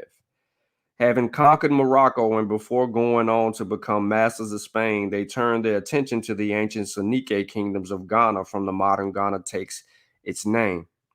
Ancient Ghana, which had control of a vast area in western Sudan since the 9th century, was captured by the Almoravids in 1076 AD, and all of its inhabitants who would not embrace Islam were executed. The Turklo, Wolof, Fulani, Songhai, Hassa, and others in the western Sudan were also converted by peaceful or other means. We may speculate that they once shared the African tradition of art, but evidence to support this conjecture has not been discovered. Other peoples were more successful in resisting Islam and in preserving their traditional religion and art. The history of the Western Sudan was one of repeated expansion and contraction, and the rise and fall of large empires like ancient Ghana, which continued as a major force after accepting Islam until the 13th century, when its capital destroyed the Malinke. Now, the Malinke and the Bambara speak languages of the Mandi branch of the Niger-Congo, and the remainder of the groups to be considered here belong to the Volta linguistic and cultural cluster. Of the latter, only the Masi established political states of a size and a duration comparable to the empires of the Malinke and the Bambara. In the other volcanic societies, local voltaic societies, Local circular chiefs share political leadership with the priests, who are custodians of the shrines and the female earth deity. Descent is patrilineal except among the matrilineal Lobi and Senefu. The economy is based on sedentary hoe farming with millet or maize as rice and the staple foods. Despite the importance of large states, the Western Sudan lacks arts forms associated with the aggrandizement of political status. With a few notable exceptions, the masks are predominantly vertical and often very tall. Masks are frequently supported by a piece of wood held in the mouth like a bit, and some also have a strip of wood tied in the back, which they can be held upright by hand. The human figurines of the Bobi, Lobi, and the Masi have relatively natural proportions, but in those of Bambara, Dogon, and Malinke, short legs are subordinate to the elongated upper portions of the body. Among the Bambara and the Masi, wood carving is done by the blacksmiths, who are set apart as the special class, and among the Bobo and Senefu smiths, our carvers are separate groups with an artisan class. Smiths also carved the Dogon figures, but initiates carved their own masks. And among the Lobo, there are no specialists in wood carving. Brass castings by lost wax process is done by the Lobi, Masi, and Senufu, and the Bambara, Dogon, and Senufu are among the African people who produce sculptures in forged iron. The Bambara, a population of about 1 million, living in the upper Niger River of the Mali, Guinea, and Senegal. They founded two empires with capitals at Karta and Segu, which controlled large areas in western Sudan from the 17th to the 19th century. But these have fragmented into many independent kingdoms. Although Bombard successfully resisted Islam and only estimated 15% had adopted it 30 years ago, it is reported that many have been converted in recent years. Men were initiated into a series of graded association sequences in which carved masks and headpieces were used. I want to stop real quick and tell y'all why I'm reading this. Because if you look at the history of the mask in African art, it was demonized by people from outside the continent. The usefulness of African art in their traditions and culture was set aside because Western worldview critically analyzed this art as being devil worship. The masking ceremonies with missionaries coming down the pike through West Africa, they were trying to get rid of those, running people to the bush. All these different artistic expressions about West Africans alike were thrown under the bus. They were thrown under the bus. So when we look at things from one standpoint or worldview versus another, we will come to a conclusion of a false narrative, so to say.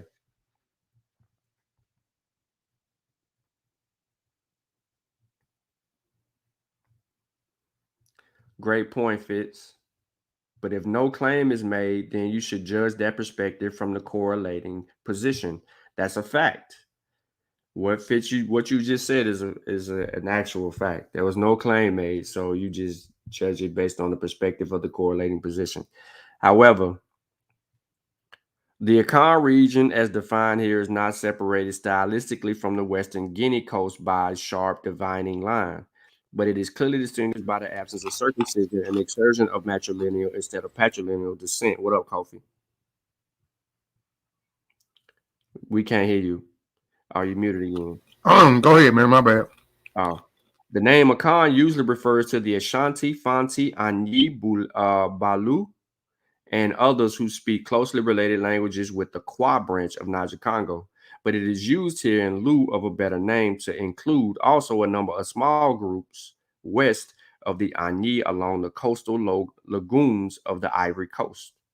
Although the Gong languages are also classified as belonging to the Akan group, the Brong or Abrong and Ganja are are other Gong speaking people omitted here because this their sculpture is negligible. However, the Brong use carved tools like those of the Ashanti. And I'm gonna stop there because y'all don't know what I'm actually getting into. But I'm just identifying parts of West Africa and where these people are who dealt with artistic expression and their attempt. It goes back to how they, if you, how do I want to say this? This goes back to their teachings. Their art is an expression of their teachings. It is an expression of their existence and how they come to be.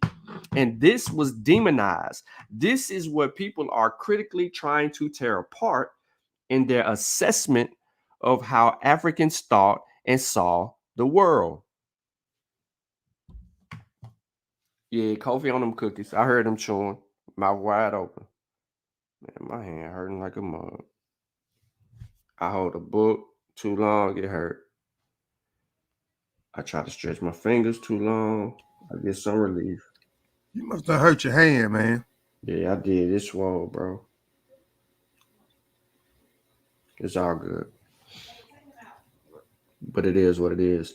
But so what do you think about that, Kofi, when you're dealing with, and I'm trying to use African art like mask and their figurines as an example of how you can't use you cannot compare African traditional thought with Western thought because something as similar as mask and figurines on the continent of Africa is an issue. Nah, it's on my hand, bro.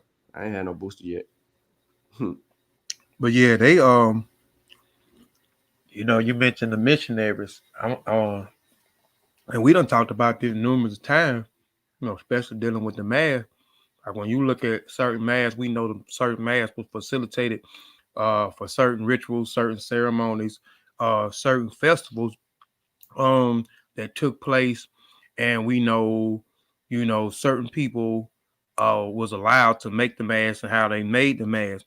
And when you look at certain people that came in, a lot of the foreigners, a lot of missionaries that came in and didn't understand what these the functions of these masks or why these masks was actually made, they demonized these masks. These masks was similar to certain characters, to certain mythological characters, um, that a lot of these Europeans a lot of these European mythological characters, such as the devil.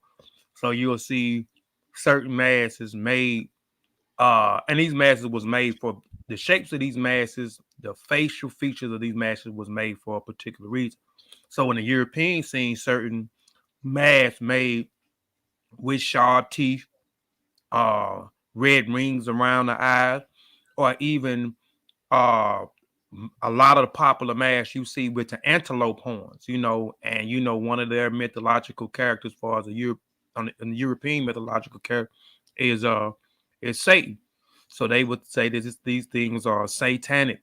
You know what I'm saying? These are idolatry. They are praising the devil or Satan or certain things like that. So you see that, excuse me.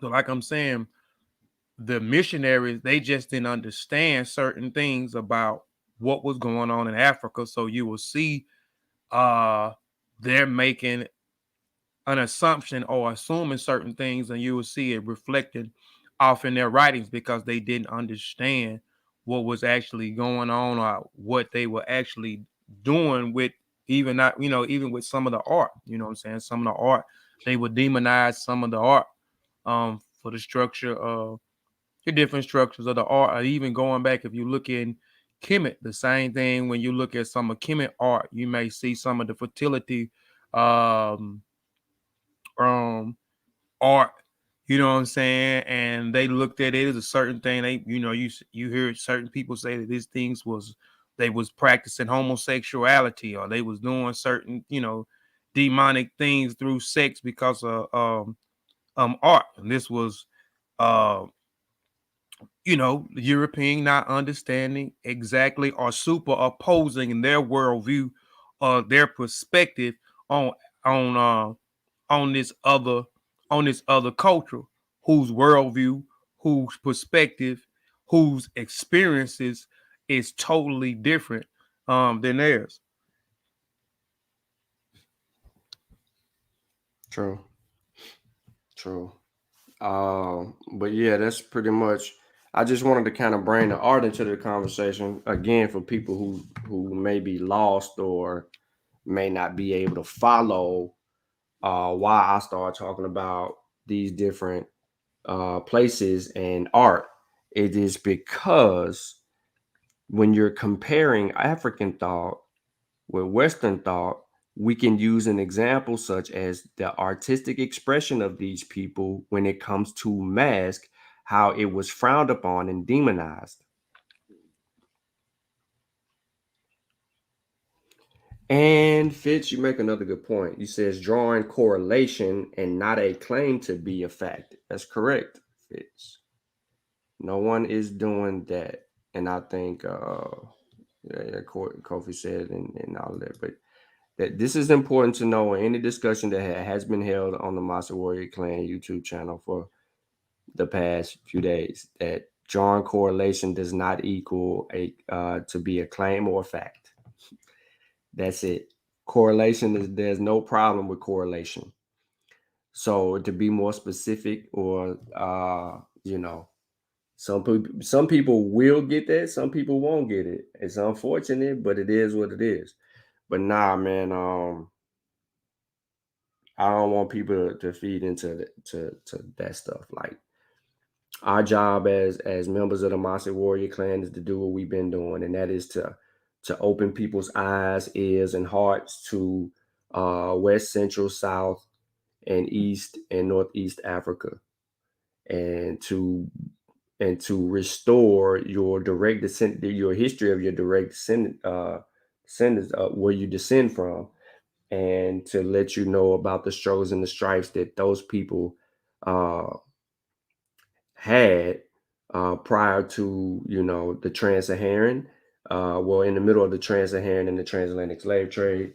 But most importantly, that history is important to us as diasporan Africans and even continental Africans, which we do have brothers and sisters who watch this channel that are on the continent. We don't look to dang these bots. We don't look to profess anything other than those things, and then we're gonna stand on that. Let me get this book real quick. Part two it. All right, go part two. So, A History of West Africa, Volume 2. In Volume 2, I should have left this on the shelf, but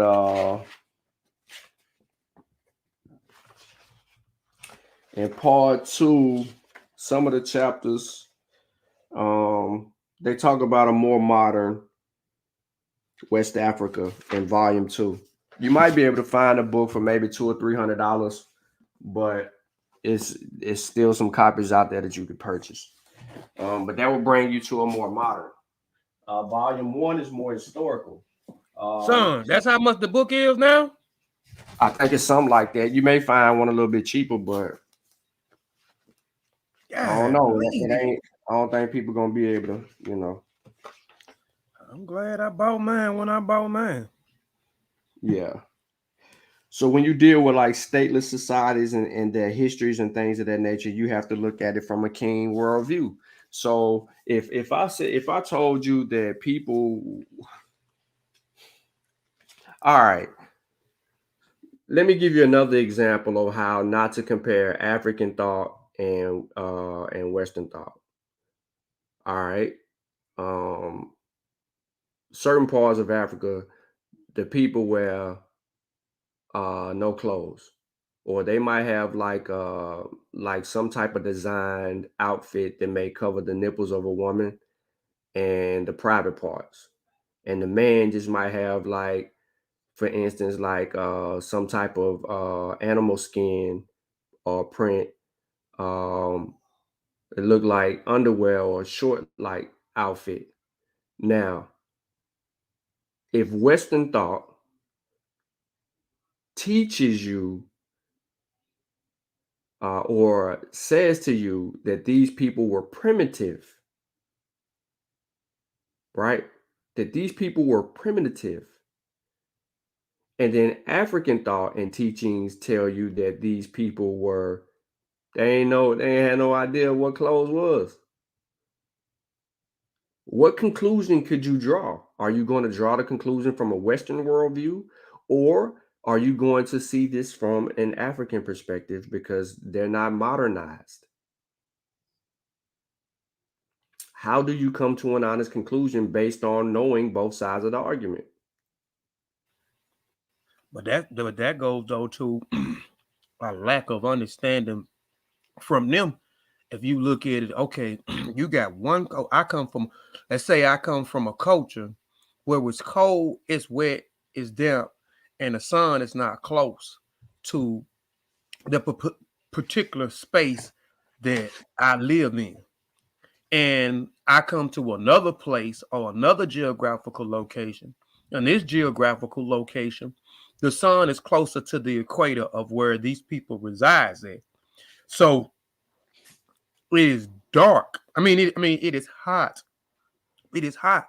So you know what I'm saying? So how can you say that these people are primitive when the place that they reside in is totally different than the place that you reside in? If I'm in a place, and we do it here when it's hot, when it's summertime, we don't have on clothes. We don't have on jackets and hoodies and sweatpants on. It's hot. We adapt to the environment. So when the season change, when it's summertime, it begins to get more hotter. So we have on less clothes. So we begin to take off more clothing to be more comfortable. So those people on certain places that these people came into, that they had on barely no clothes at all, these people are adapted to their environment. They are trying to be comfortable as possible. It is hot. So in a place that I reside in, it requires for me to have less clothes on as possible. You're primitive though, man. That's crazy. But you have, even with that word primitive, you have some of our own people that use that same rhetoric that has been pushed on our people since the 50s. And if I do the show, I'm thinking about doing the show. I'm gonna show you where a lot of this shit come from, man. Who is actually coming up with these terms, how long these terms been in existence, and how long we still pushing some of the same rhetoric and looking at those same people in the same aspect of these races of people who wrote about Africa over here in the United States. Hadn't even set foot in Africa, don't really know what go on in Africa, but wrote all these negative things about the people over there in Africa. And even those who went over there that was in disbelief of a lot of things that we contribute to the world, wrote negative things about. We're primitive. These people are savages because we did certain things that they didn't do. But again, it goes back. You remember that they said that even in the primitive sense that they had no understanding of a government, yet they had a council of elders. Right. This is compared. See, this is what I mean, like what I'm doing, and I don't think people have catch. If you haven't caught on yet, but I'm showing you how not to compare African traditional thought with Western thought. I'm giving you examples. So just in case you can't catch up to what was read to you or understand it in its entirety, this is what we mean. That's why it's important for us to read African literature. It is important for us to study the culture and tradition. If I can't make an assumption on something else unless I go and study it. That's just me. I'm not going to critique I'm not going to speak about anything if I don't know nothing about it. So I have to, so when certain conversations are had, Kofi's not in the conversation. And if I'm there in the present where the conversation is had, Kofi is quiet and he's listening because I hadn't did my due diligence of research. So it doesn't qualify me to even speak on certain subject matters because I hadn't deal with it at all. So it is irresponsible to say that you don't have to read about anything about African culture, tradition. You know what I'm saying? So when you do that, then you have no right to speak on it because you hadn't read said subject matter to even critique it. You know what I'm saying? And say this, that, and a third about something that's going on. And since and this was the reason why I wrote the book, and even before I wrote the book, I did 2 presentations on African culture of part 1 and a part 2 because people are always super exposing Western thought on African thought, and they always making certain claims because they study or we know African art and culture perspective in introduction. Good book. And damn, Shauna made me lose my thought. Damn, what I was trying to get to, I kind of lost my thought. But no, so I'm just saying is, go ahead. No, I was helping you out with where you was at. Oh, yeah, but I'm saying it's important to study other things so you won't superimpose certain things on others because, like I said, in this community, that's all I see. Like, and even in my book, I clear up a lot of claims of people.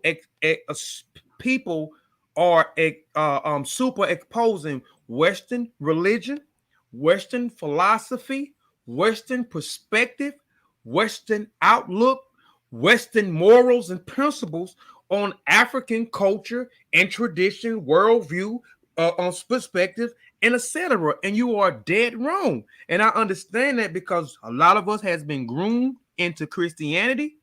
So when we went, so I understand certain words that are said, like the word religion.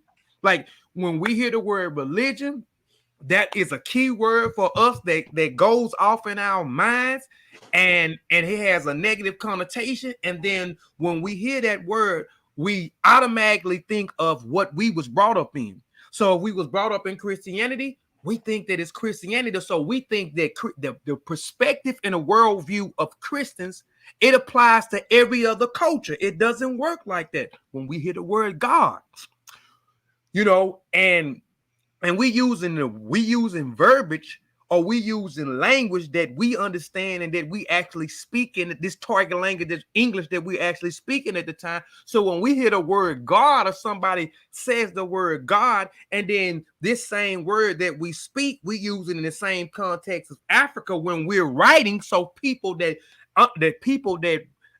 speak the same target language that we speak and understand what we saying, when they hear that word God, they automatically superimpose Western gods upon another culture and believe that they have their hands in human affairs. You know, they believe that they have. I mean, this whatever the case is. So it's a must. If we're gonna critique anything, then we have to go and study the other things. I don't talk about the Hebrews, because I'm not versed enough in it. I done read some stuff on it, done studied a little bit in the past, but I don't speak on it because I'm not immersed. Ain't your lane, is it? You don't never see me in that conversation about it unless it, Kimmy come up. Like, and you're trying to pull something from Egypt up out of it that's interjected into the conversation. Like, we supposed to know a little about a lot. That's the goal, to know a little about a lot, but not try to act like we know everything. Mm-hmm. So as long as we're trying to, and I want to say this so I make sure that I'm clear. We're supposed to know a little about a lot. And in order for us to be problem solvers and critical thinkers, right? In order to be a problem solver and critical thinkers, you have to have a methodology that will allow you to come to an honest conclusion based on the available data dealing with the said subject matters, which includes everything that you actually just said. But it also goes a step further to say, hey, look, everything has its place.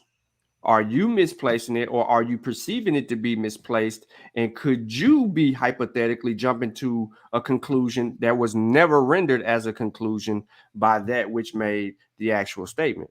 Facts. So ultimately, in order to be scientific and to do science and to understand what science means, right?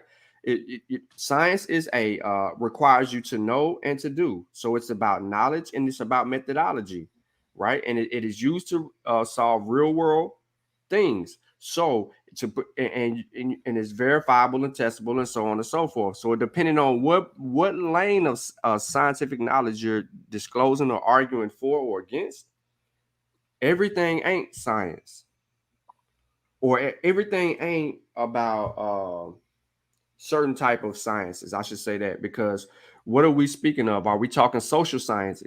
Social sciences. If we're in a conversation about social sciences, then we have to break down the core levels of social sciences in order to get more in depth with that.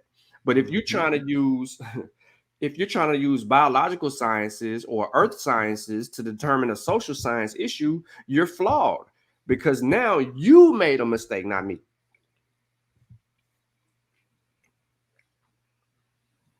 Talking about the sneak war. Yeah, Sutek schooling y'all in the chat. Coffee, you went quiet again. Oh, you were speaking, man. So I was letting you go. Man, I'm done, bro. I'm done. No, I was just letting you go in. But yeah, you made some valid points.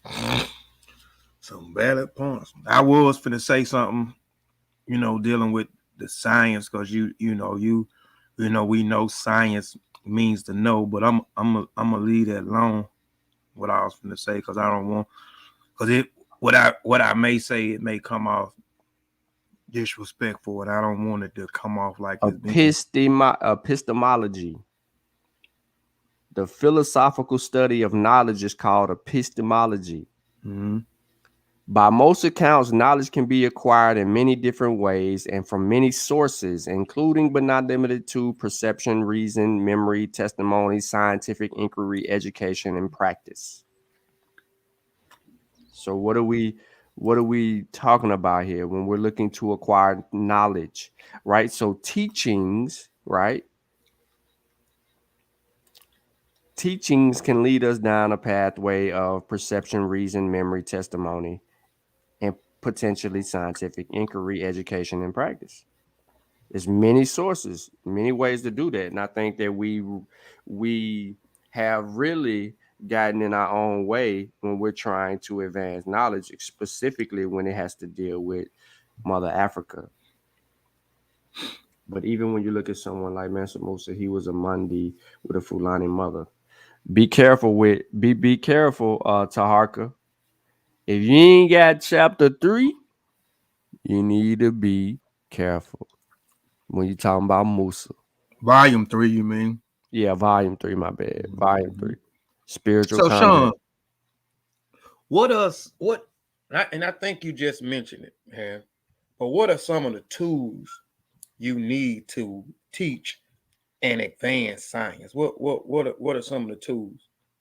Some of the tools that you got to have proper research methodology. Mm-hmm. But you also have to have the know-it-all to do your due diligence to source critique.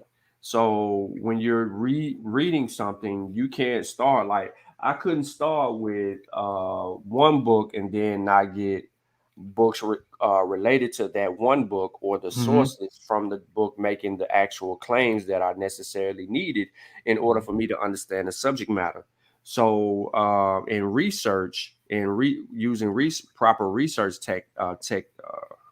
techniques, you have to render yourself to first understanding the claim, then researching the pros and cons of the claim. And in order for you to move forward to that, you have to be critical in your thinking, and you also have to have questions aligned with what your why. So what's the purpose of this, and why am I doing this?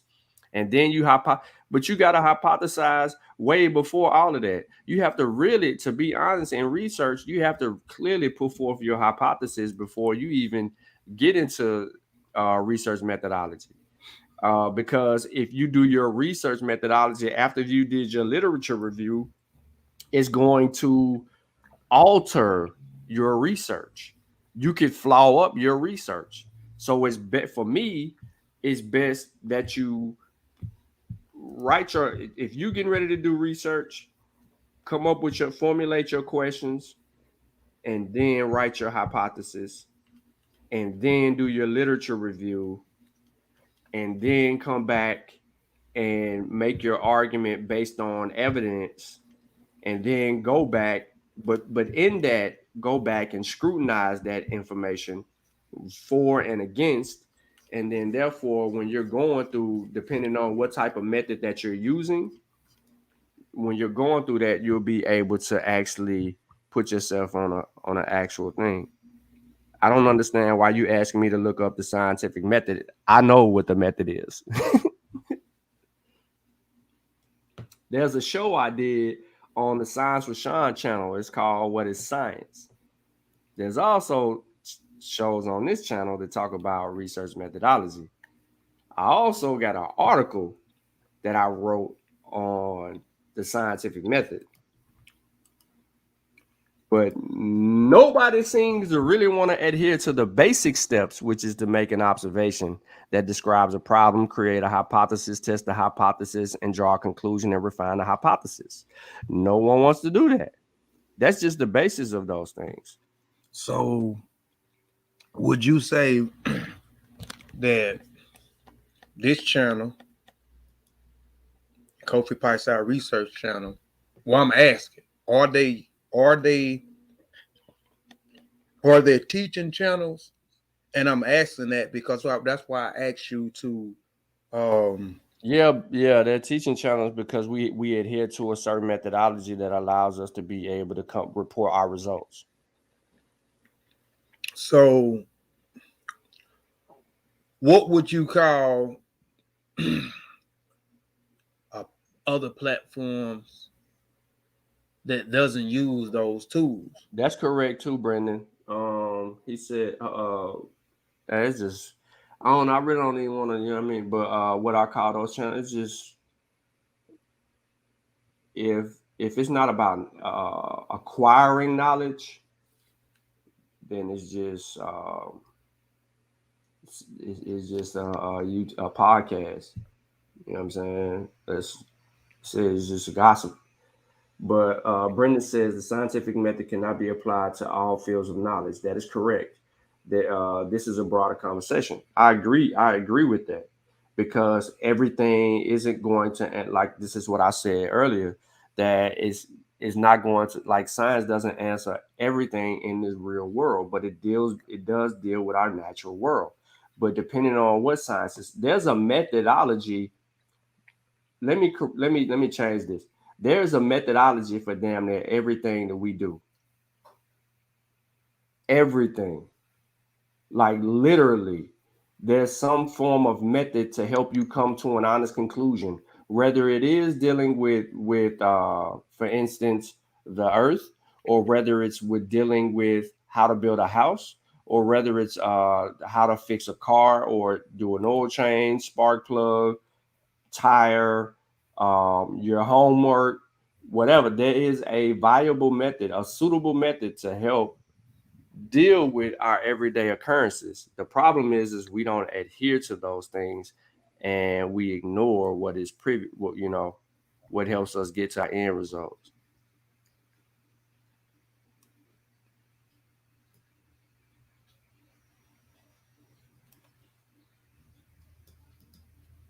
I can't hear you, Kof. Oh man, I didn't say nothing. I was trying to read in the chat. I was trying to see what Sosa say. Somebody answer my question or something. Hold on, my damn Oh, yeah. No. He was saying, look at the scientific method. That'll be the answer to your question. He's right.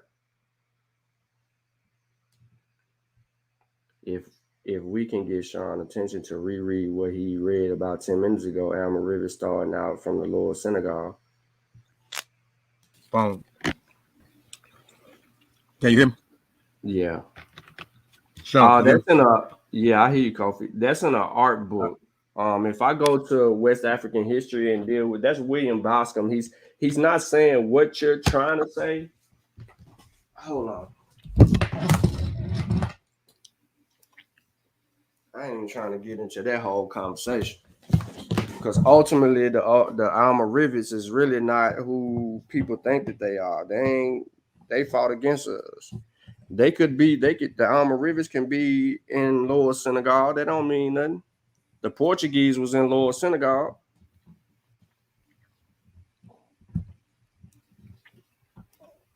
But I don't know what y'all saying wholeheartedly, so it would be mixing up the conversation, and I'm not giving y'all justification on that. I mean clarification on that. Oh, he's saying the steps. Oh, my bad, Sosa. But yeah, I mean the steps is simple. You make an observation, you ask questions, you form your hypothesis, you make the prediction based on the hypothesis, you do your experiment, you analyze your results. Your hypothesis correct, you report your results. Your hypothesis is incorrect, you try again.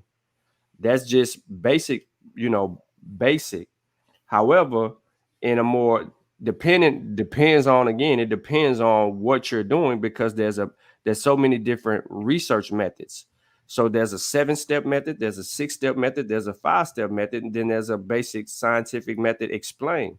So it depends on what you're actually doing and what type you could be doing. Like there's a historical research method. You see what I'm saying? Like there's so many different research methods out there that is crazy. So it's not just necessarily yielding to a scientific method. You have to go and deal with research methods. And then that's different because some of them deal with all kind of stuff too. But let me get to something that Taharka trying to get to.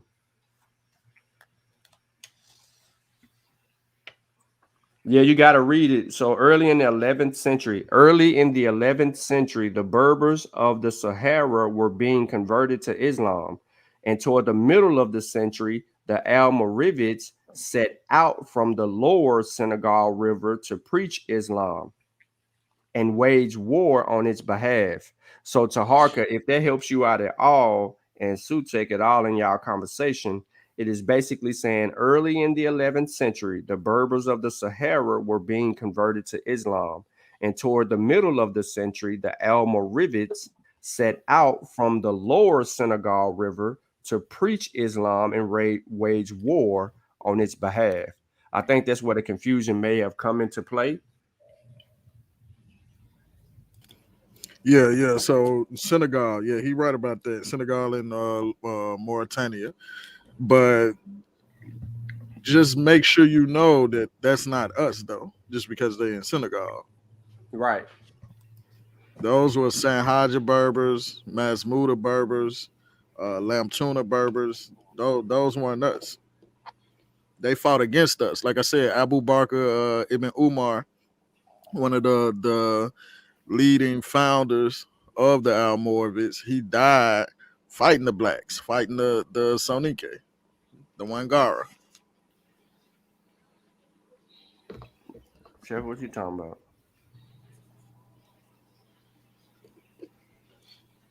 It was a gathering, a religion. I don't know what you're I talking think you about. talking about the Almoravids. Who, Sheffer? Yeah. Oh. I mean, it would make sense. Because the Oh. Almoravids was a religious movement. Mm-hmm.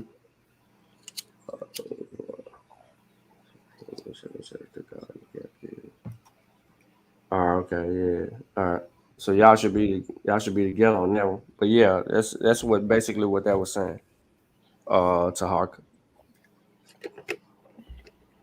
But then again, this is central. It's not just comparing African thought with Western thought, but also central Middle East and Far East and you know what I mean, and Eurocentric thought.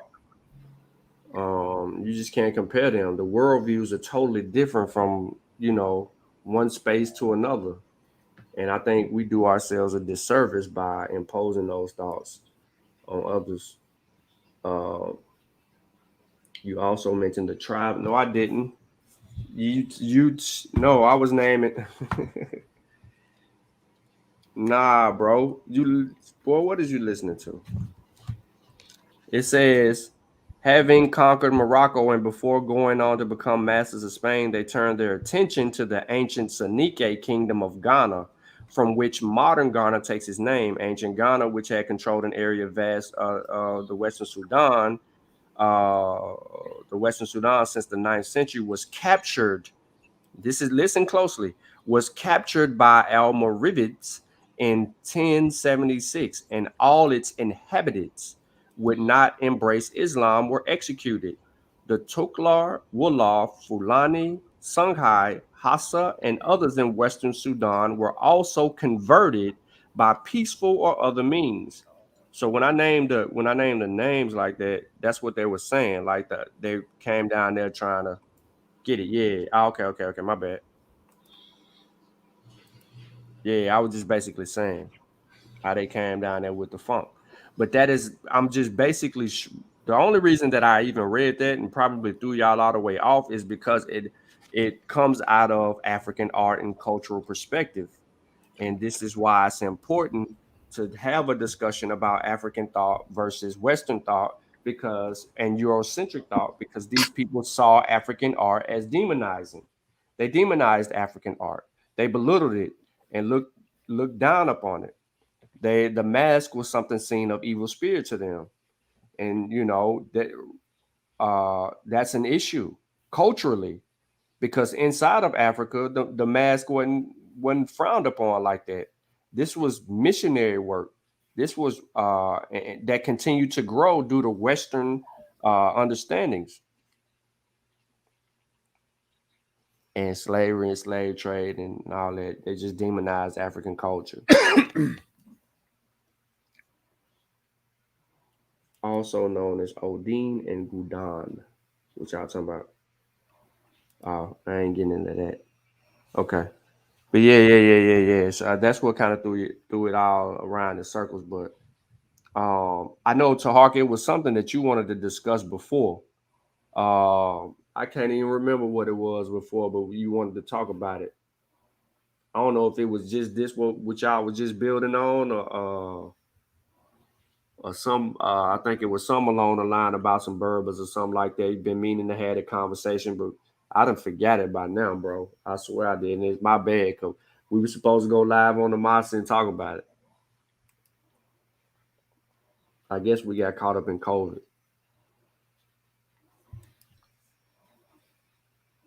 Go ahead, COVID. Oh, I ain't got nothing else, man. I'm sitting on here trying to find my damn PDF for my damn book. Like I'm gonna do something later on, but shit, I can't even find it. Oh, and then what up, SKN RBG? Hey, I want to ask you a question, bro. Nah, man, I ain't gonna ask you. Not on this show. I ain't gonna ask you on this show, bro. But please, man, like the show, share the show, tell a friend, tell a friend. We're actually discussing how not to compare African thought with Western thought. I mean, it's flawed. It's flawed in all kind of ways, and the projections are always there.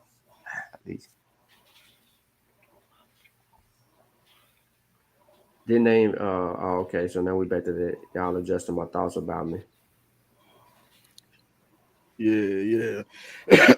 They well, it's some contention on if they actually sacked Ghana or not, but yeah, supposedly it was a scuffle.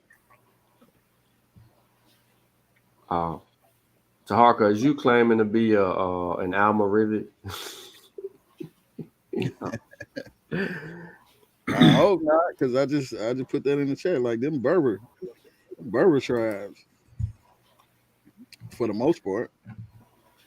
Oh, Masmuda. about the Fulani being Moors. Oh, yeah, that's what we were supposed to talk about Fulanis being Moors as written in the Tariq al-Sudan and the Tariq al-Fatish. Have you went back and reread that in either one of those texts? Because I don't see no Fulani being no, you know what I mean? Sute, you got that? I mean, You went to the Moors. I don't extract that. like I told him though, anybody could be a Moor. Like, it just depends on who calling them that and what time period. 7th century Portuguese. I mean, not Portuguese. Uh, 7th century Berbers. Yeah, and then later on, see at first that 7-11 shit, that had them referring to Moors as the Berbers, them Berbers that invaded, because that was mostly a Berber army at first. Uh-huh. And then they start once they got in there good, they started bringing them black Africans there as slave army, slave soldiers, and just general slaves. And the Europeans start calling the blacks Moors too. Yeah. So I mean, it could have been some Fulani up in there. I'm not sure, but anybody could be a Moor. On principle. That ain't something we called ourselves though. But do write about the ill treatment by the Arabs. Yeah. The Arabs was hell, bro. If you want to know Um, about the treatment or about the Arabs, you need to get volume 2. yeah. You volume two. And I ain't set a date, but the book been done. But the coming of Islam in the land of the blacks will release in 2022. When in 2022 has yet to be determined, because it could be simply a push of a button, and then a matter of weeks, and we have the book ready.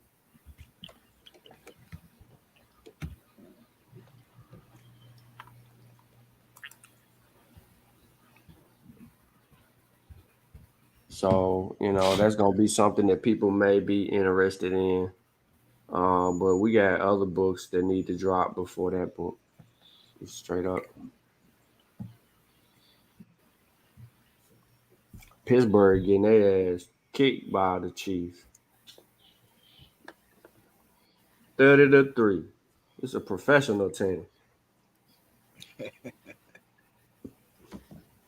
He says it's an ideology anyone can subscribe to in general, but you might get a variation due to location and culture. True. I agree with that. Agree with that all the way. What else, man? What else I got? I look at the weaponry and the artwork, a lot of the Mandi and the Fulani weapons, but that doesn't mean that they weren't a part of the slave army. I can definitely concede that and do more research. Well, it's not. We're not saying to concede. Pretty much, it's about like that because there's always going to be these instances or dealing with when we're dealing with stuff like this that brings us to these conclusions. However, ouch, I feel like anybody could have snuck up in there. You know what I mean? If based on this is what I mean. Like when people say that everybody was Moors, and just me speaking, when they be like everybody was Moors, then I'm gonna be like, how could you say that or how could you identify? Because when these tribes identify one another, they identified them by markings, right? So if you got someone from that's a Fulani or from the Hausa um, that's claiming to be Moors, where they're identifying markers at, right? Where their tribal markings at that would distinguish that these people are X, Y, and Z. Yeah, they weren't calling themselves Moors. That's an exonym. This the a title given to people by outsiders. They refer to each other by tribal names. That's how they identify. Right. And the markings also help them distinguish the people that they actually rock with and who they don't rock with. Right. So that's something in itself. Have y'all heard of the Twi people of modern Ghana migrating from the Ghana Empire? I don't know about that. I just rubbed my head, bro. I ain't gonna lie. I think that's where I was at with it too. Talk. Go ahead. The Ghana Empire was Soninke. Mm-hmm.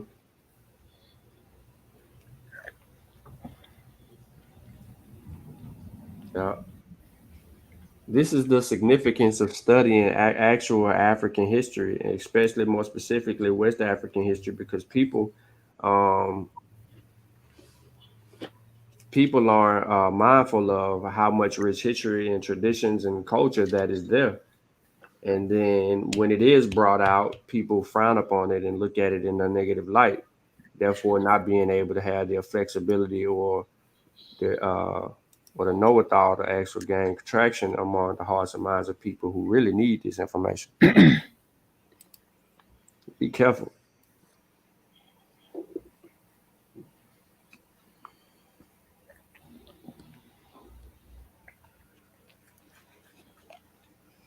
Be careful. Man, they done put Nick Foles in the game against the Seahawks. That ain't gonna work. Kofi quiet again. I don't know if I think he's still trying to find something he's trying to build on. But what else y'all got, man? We ain't gonna drag it all the way out. I mean, I understand y'all love, the 2-hour shows all of a sudden. People still trying to watch the video from last night.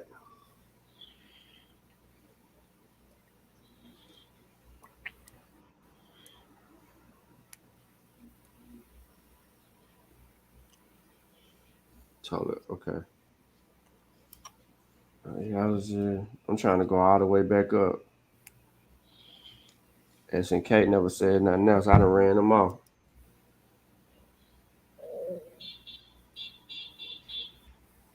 That's it. That's what y'all got, man. Well, sure, man. I'm gonna go ahead and end this, man. Y'all get ready for Kofi show after this, and y'all enjoy. Hold up, Sue taking call.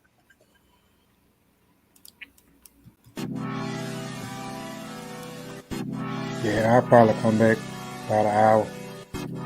Carter on the beat.